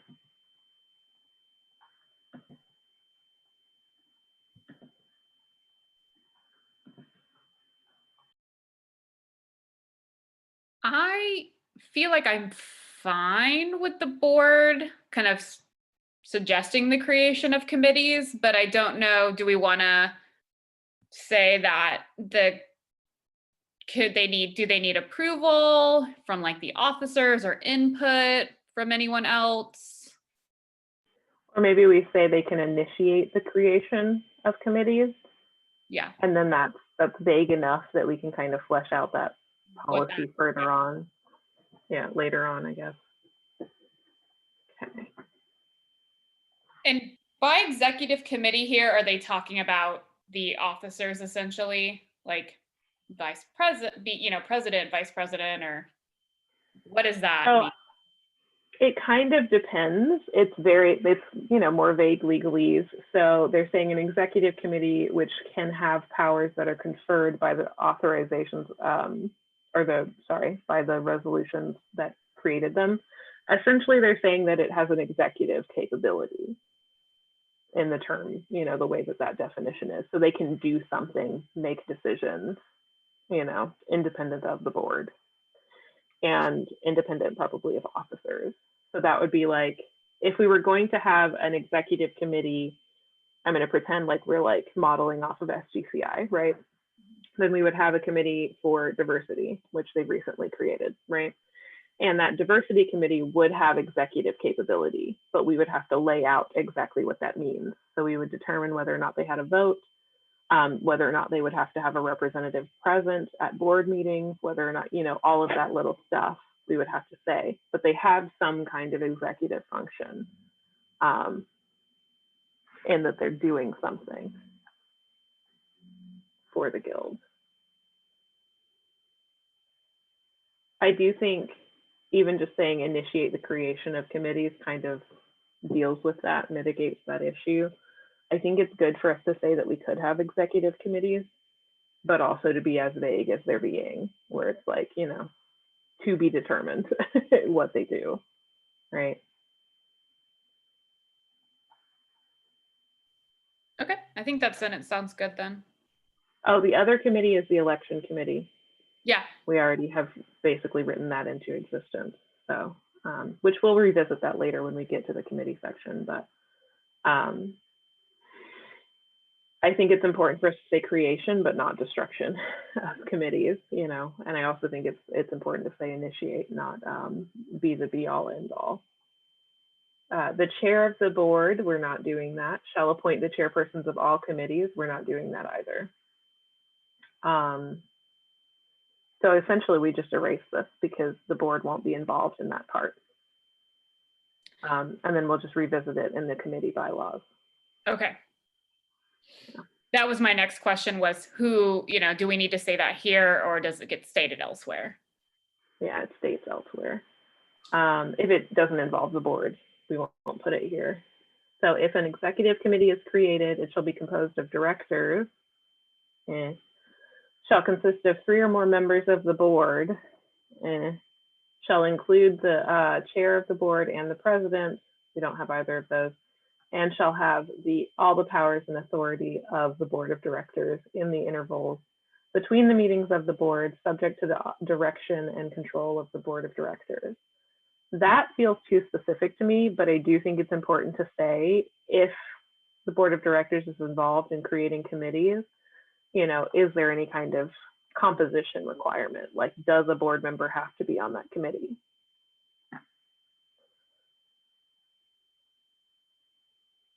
And also, does an officer need to be on that committee as well? Yes to both.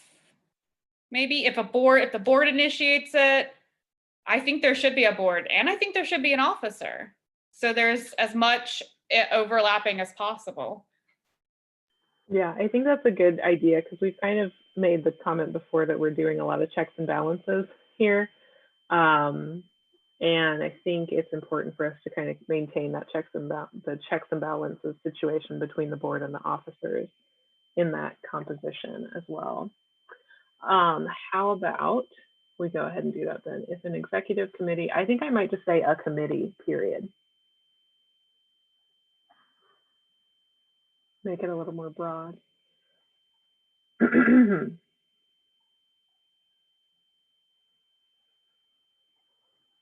And I'm going to say excluding any independent committees, I think is what I'll call them. And then we can define that later. But like the election committee is independent.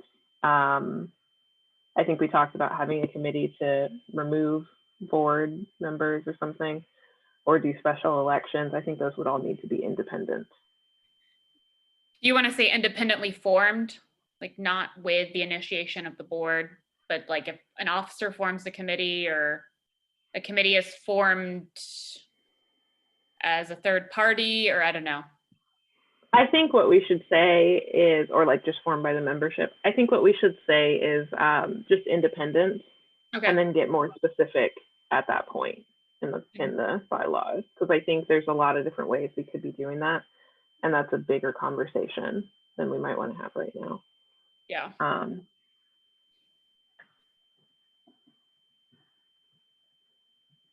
So I'll just say excluding any independent committees, whatever that means. It shall be composed of, I don't think we should say directors. I kind of already don't like the phrase director or the term director in the board. I think maybe we just remove this part and just say it shall consist of. Is that okay with everyone? Yeah. Do you want to say one or more members of the board? Like, does it need to be 3? Like, that sounds like a lot. I don't think it needs to be 3. I think 1 is fine. Shall include. And I also, oh, go ahead. I also am kind of curious whether or not we want the or more, because I feel like too much presence from the board on the committee might be kind of yucky. Why not just at least 1? Okay. Also, it might make people not want to be on the board if they're like, I got to attend how many meetings and then I got to be on how many committees. Yes. So at least 1 member of the board shall include at least 1 officer, I think is what I'll say.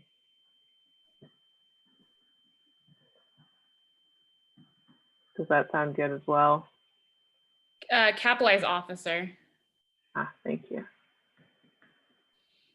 And shall have all the powers and authorities of the board of directors in the intervals. We're not going to do that because I made it vague for just regular committees. Yeah. And also mostly the board is just in charge of money. So.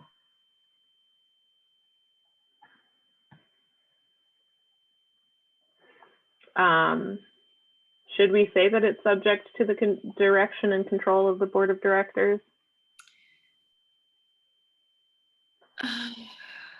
I'm going to scroll up really quickly and look at their general powers again. I'm going to say if it's created by the board, right? It could be, or initiated by the board, it could be subject to input from the board. But if it's independent, if I don't know, yeah. Yeah, I think I agree. Maybe we say input. Because I feel like they should have some say, a little, they should be able to say, oh, hey, I initiated this committee, it got approved, They should be able to put forth a proposition. Well, yeah, and if their role is to like also protect the organization, like look out and make sure that things are, going ethically correct, then I think because Subject of to that. review? Yeah. I think maybe what we should say, because I mean, we took away the ability for them to do anything the board of directors can do. So if they want to spend money, they have to ask the board anyway, you know? Mhm. So I think maybe what we say is just subject to the input, Sure. you know, because that way we can kind of get away with like, they brought, you know, the money vote to the board or whatever quorum is present, you know, and then they voted and said, yes, you can spend, let's say, one of the things we were talking about was like a book club, or even if we were doing like the shared notes or something like that. If we create a committee for that, then I personally would want that to be majority members. And then for it to have, you know, some input from the board where it's like, oh, you want to spend money on like, let's say a domain name for another website or something. Let's see, you know, we do need to weigh in on that because that's a recurring financial, you know, drain. It's not a huge one, but also it does impact the budget, you know. I think that's a good way to kind of think about things like that. Does that make sense? Did I get too specific? Okay, word. So, shall include and shall, sorry, grammar, at least one officer, subject to the input of the board. So I'll just say committees excluding any independent committees.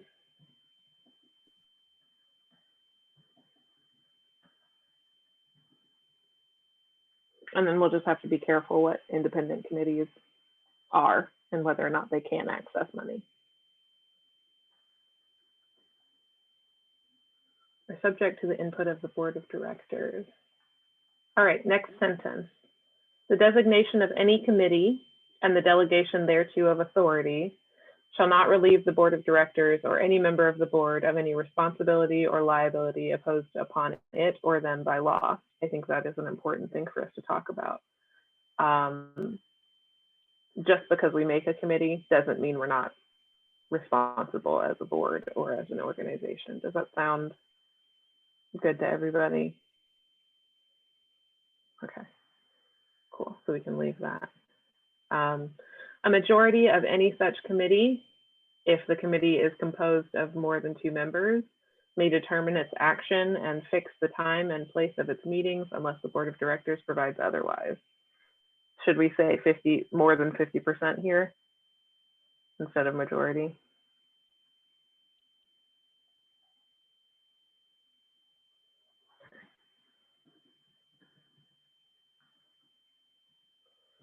Of any such committee,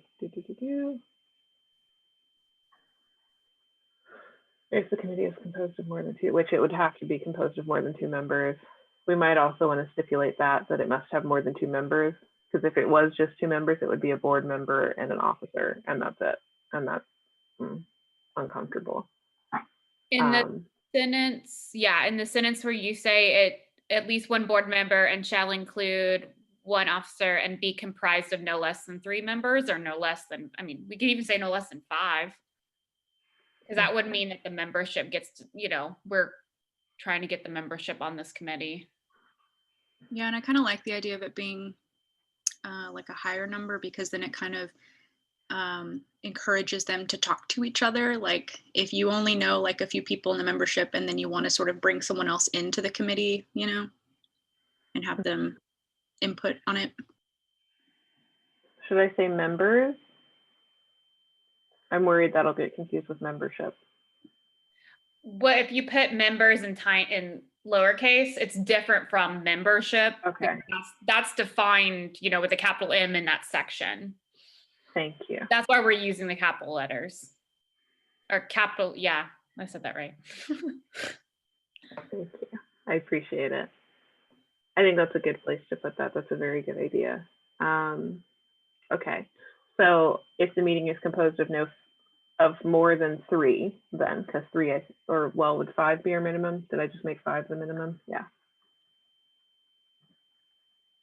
More than 50% of any such committee if the committee is composed of more than 5 members. may determine its action and fix the time and place of its meetings unless the board of directors provides otherwise. Does that sound good? And I think if it's 5, I think actually we might as well just take that off. If it's 5, it would have to be a majority anyway, so. Yeah, I was about to say, I don't think we need that. Yeah.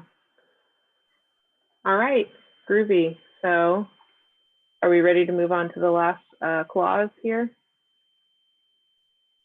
With 4 minutes to go. I was gonna All right, say, it's a doozy. Yes, go ahead, I'm sorry. no, yeah, I was gonna say yes. Okay, cool. So it is compensation. There is none. Yes.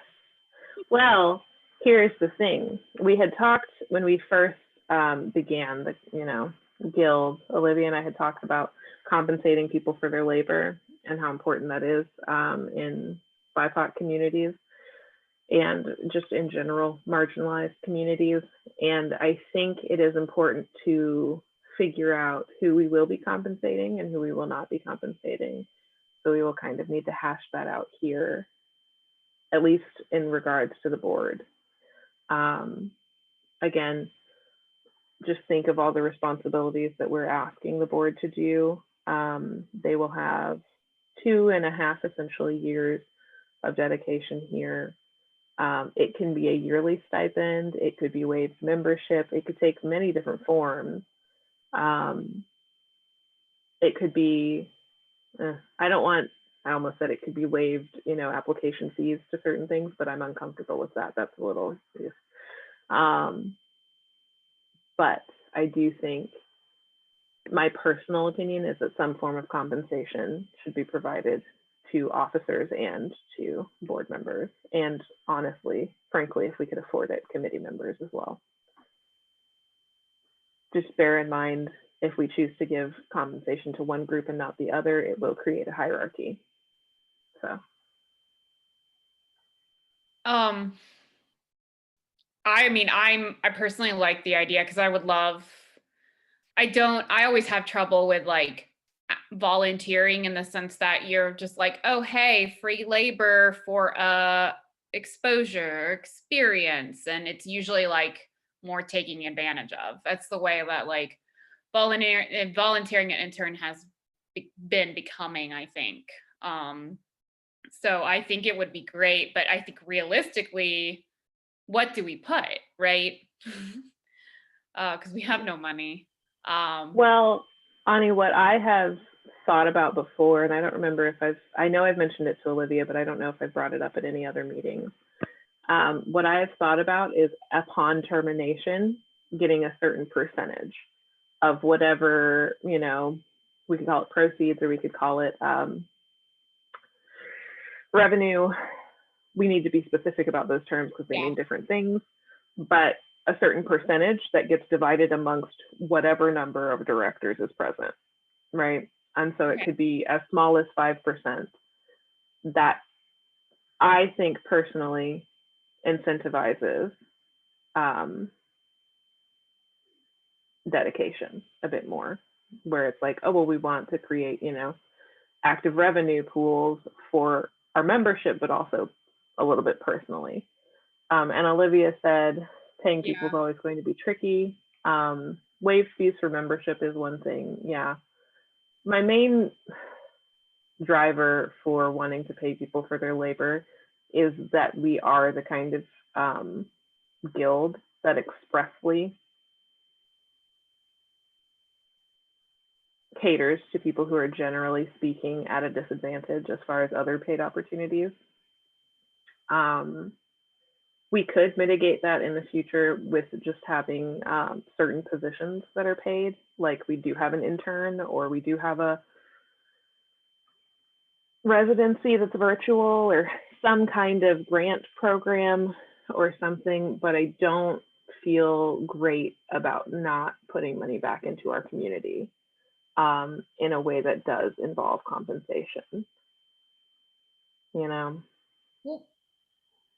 it could be thought of as a stipend, and as long I feel like I see Olivia, what you're saying, it is the idea of like, if we're paying people how much, how do we make sure that it's equitable? How do we make sure it's a fair across the board? So maybe if we're thinking about all of these positions, board or officers as the same, maybe they get the same stipend, and it's just, you get a stipend for your time.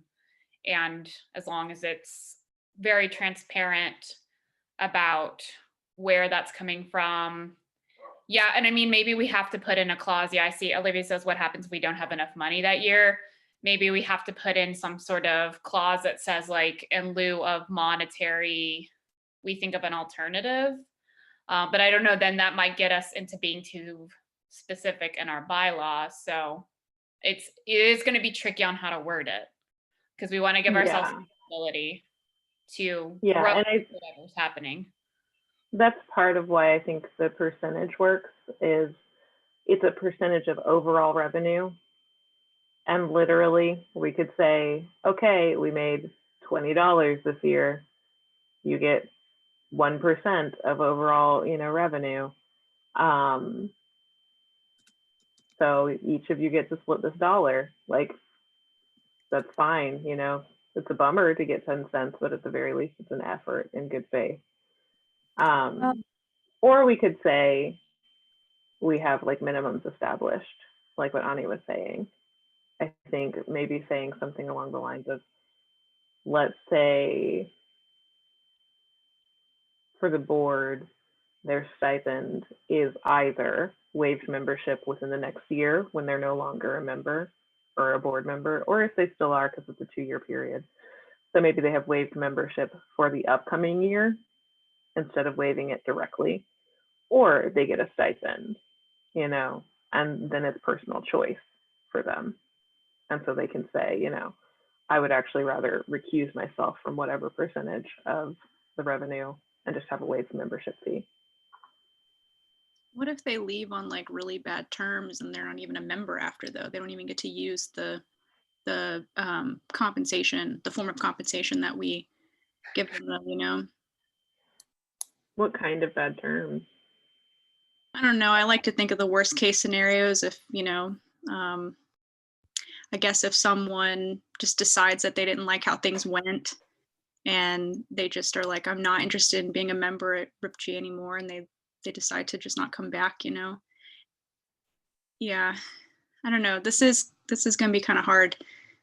I do think the idea of clauses is really good, of like, or maybe we have like an intention, like a document with just like our intentions of what we hope to do eventually, whether that's like a paid internship or like a fellowship or a residency or something like that. But putting things specifically in there right now seems like it could either bite us later, or because we can't, like Olivia was saying, like we can't actually give them the things that we say that we want to, and that's kind of a bummer, a huge bummer.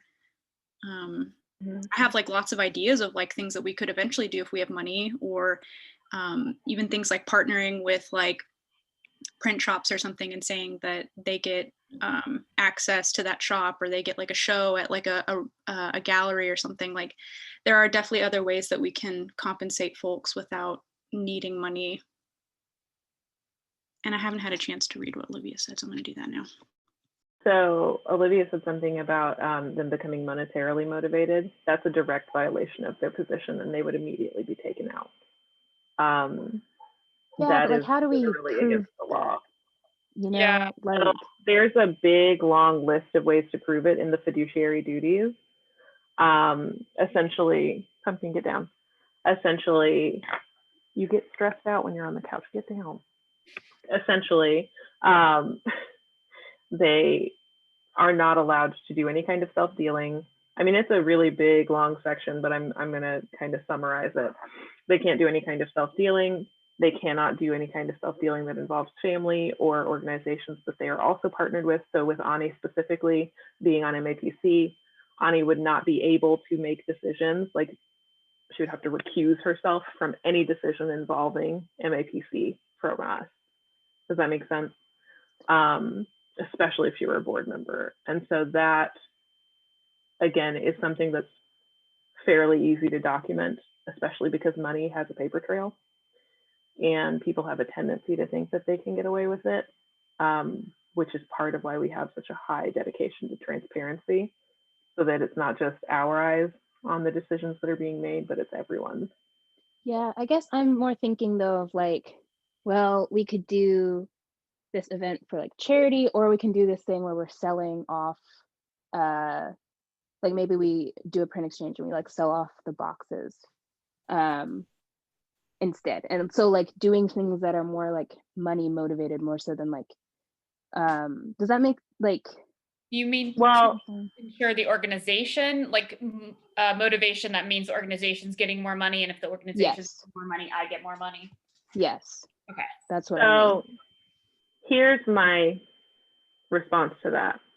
What is the downside? I can answer that in some ways on my own, but what is the downside of the organization becoming more profitable? I'm just saying I don't want us to focus, I don't want the focus of like RIPG to be make money so that we can have money over like just the good of the group and its participants and the greater print community. Like we should be doing stuff that will benefit us. So like sometimes that is going to be making money, because I mean we live in a capitalistic society, you can't get by without that. I understand that, but I'm just afraid of our focus then being on earning money. And it seems like a slippery slope that some other organizations have fallen victim to. So I have a lot to say about this topic. I think that the least that we could do is waive fees for membership of board members, because I mean, you know, compensation aside, it is actually expensive to be on a board and to do all your requirements. So even if some type of stipend or compensation in other ways is not possible, I think that's like the very least that we can do. And that is something that's not specifically monetarily taking away from the organization. The percentage, how do I say this? That could definitely get the board in trouble, because in a way it would be good because the organization's getting more money. But like Olivia was also voicing her concerns about, that means that the board is creating tasks and opportunities that bring in more money, and tasks and opportunities that bring in more money can potentially exclude whole groups of people. So I've heard that, you know, some of the conflicts with other conferences is that they're really expensive. You know, well, that conference needs that money, but that excludes a whole lot of people from attending that conference, or, you know, whatever opportunities or programming there is.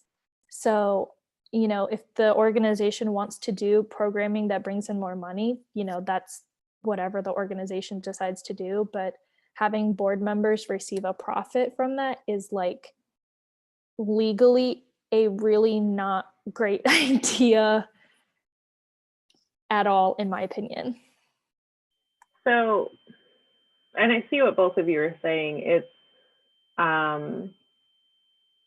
definitely in the case of like conferences especially, but also in the case of just regular programming, like, you know, having a note collective might become very much neglected because that innately flouts the, you know, traditional thought processes of capitalism. But my question then is, how else could we compensate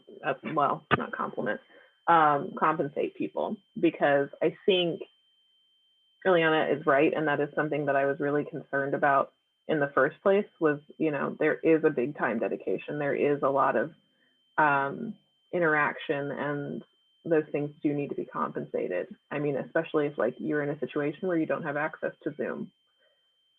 Do you buy Zoom?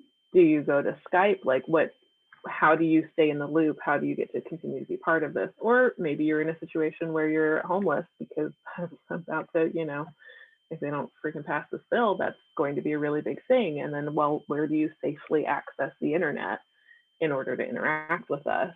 And I think that it is important for us to have some kind of monetary compensation so that literally anybody can access this position. But how do we do that without having that kind of slippery slope? Yes, Ani. Do we want us?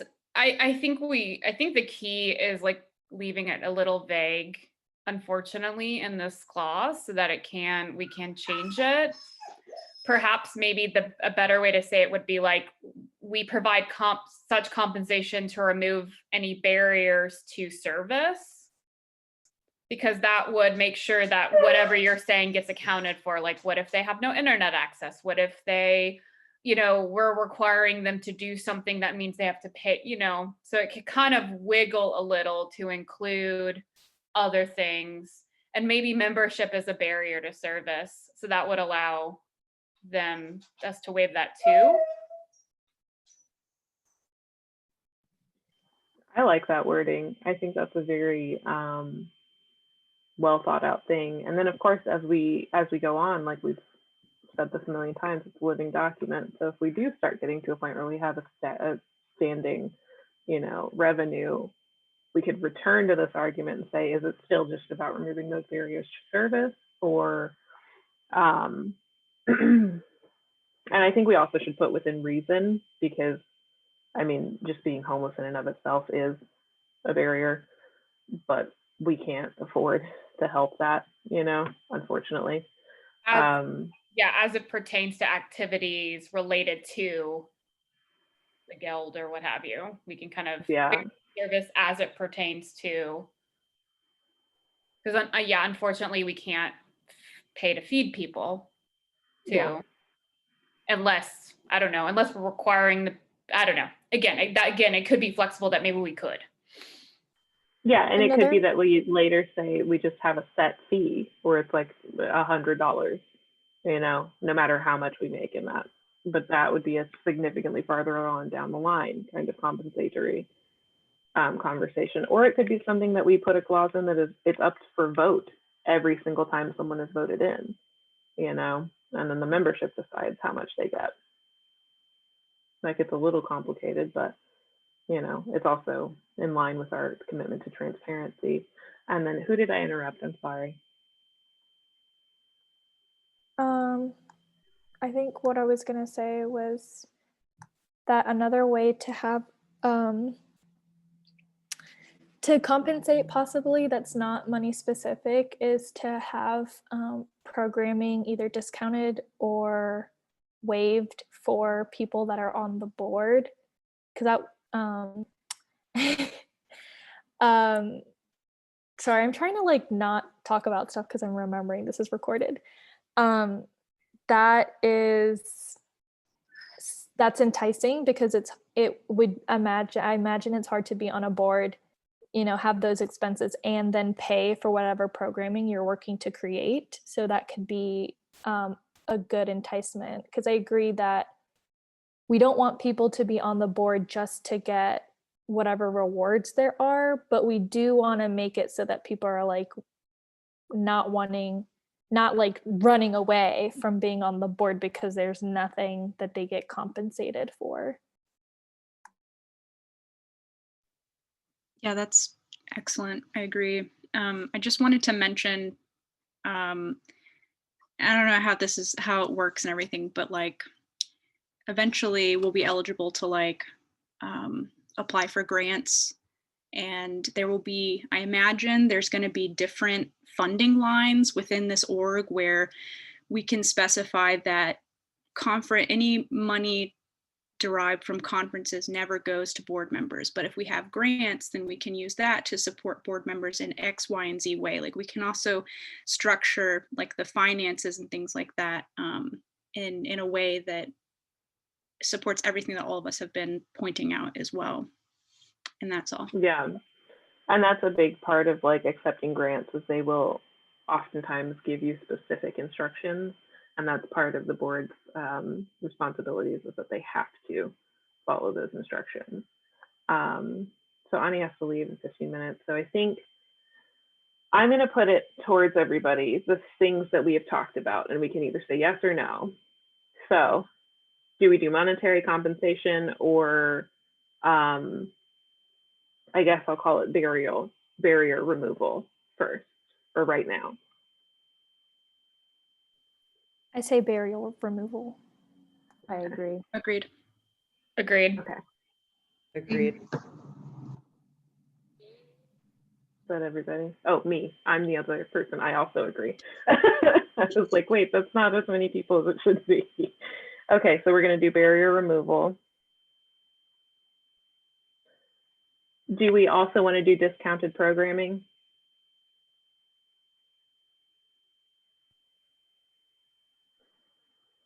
Okay. Words. All right, so we'll also do discounted programming. And then are we also going to waive the membership fee?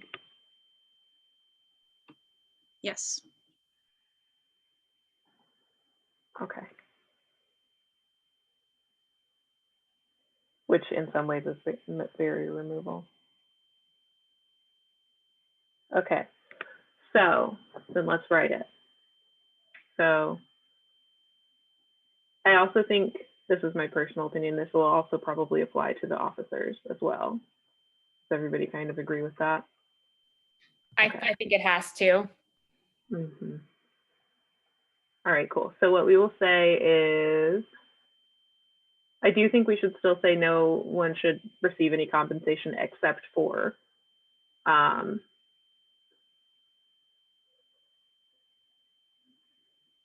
there's travel expenses and lodging expenses. I do think that's important, incurred in the performance of duties as directors. I'm going to add right here to it. So I will also say barrier removal for technology. We've already talked about travel and lodging. Is there anything else specific that we could put in here? Can we change Maybe- those pronouns to be more gender neutral? Thank you. And I was just gonna say, God, it's leaving my brain. Hold on. Things you use, materials. There we go. Or Thank that you. fall under technology. I don't know. It might, but it might also just be nice to specify. Well, and I think it's good to say other materials as well, because it could be anything, especially when we get to like conferencing and things like that. Barrier removal for technology and or other materials necessary to perform the function of the job.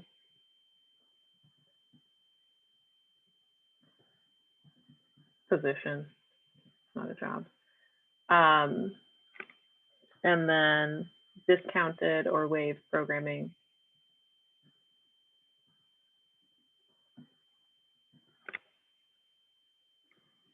And absolutely a waived membership fee. Okay. Okay. And then I don't think we need that little end piece. All right, cool. I'm very glad we had that conversation because it's going to make things a lot faster in the future. Thank you all for sticking with us for that extra 20 minutes. Does this look satisfactory to everybody? Okay, so I have a question and I'm going to keep it brief. Should we leave this document up and maybe take a day or two for each of us to go back into it, proofread it, and then put it to a vote on, let's say, on Monday? Yes. Yeah. Okay. So if everybody, oh, go ahead. No, I said yes. Okay. Yeah, then I think that's a good idea. Let me make a note of it for myself.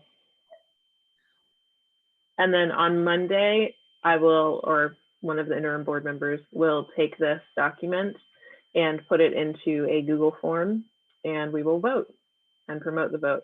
One thing I wanted to let everyone know, if you don't know already, we have a link tree now on our Instagram. So it's much easier for us to promote multiple things at a time, which is fantastic.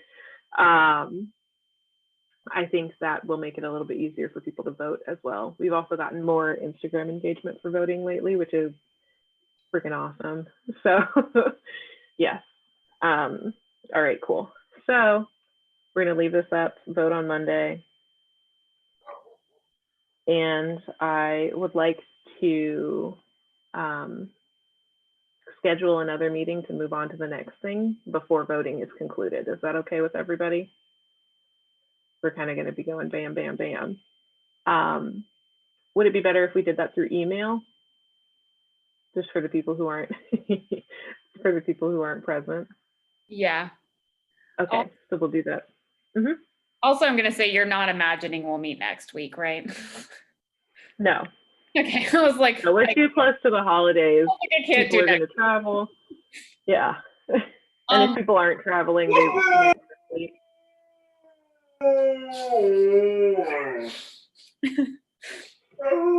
Yeah, we all hear you. Are we going to the officers section next? I believe so. Let me see. I actually had like a written down noted version that I saved. So let's see if I can find the original. Because it was very helpful to know that we're, how like I was really prepared for this one because I was like, oh, we're going through these sections. Actually, yeah. Would you want to go to officers next? Is that what makes the most sense? The other section that we could go to that I was thinking about was, it's like the general section. Yeah. But we still don't have definitions, so. Maybe we do the first part. Is that what you mean? Because we skipped like the first part of the bylaws. Yeah, name and purpose. Well, we skipped name and purpose and we skipped membership. Mm-hmm. But it might make more sense for us to do board of directors and officers back to back. So I'm just gonna leave that up to you all. What makes more logical sense to you?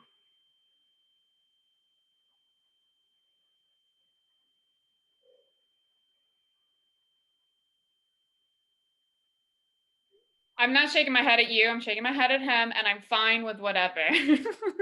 Okay. I think maybe we should do officers since our brains will be fresh and we've said so many different things about what officers should be doing. So Article 4, officers, will be our next one. Let me write that down as well.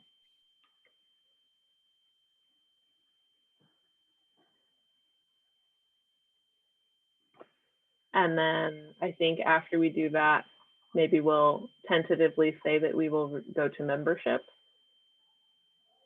I think name and purpose might be last because we kind of have to define the offices.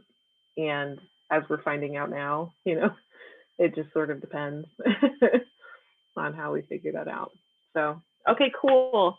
Well, thank you all. Thank everybody. I don't know why I said it that way. I promise I'm not a lizard in human skin, just a Capricorn rising. So I will talk to you all soon, probably after the end of really just the end of December. But feel free to come into any of the interim board meetings that'll be happening and express anything that comes up to you. Okay. I might send out an email in between now and then and say, hey, would you guys mind making revisions based on the vote? But that'll probably be about it. Okay. Bye. Bye. Bye.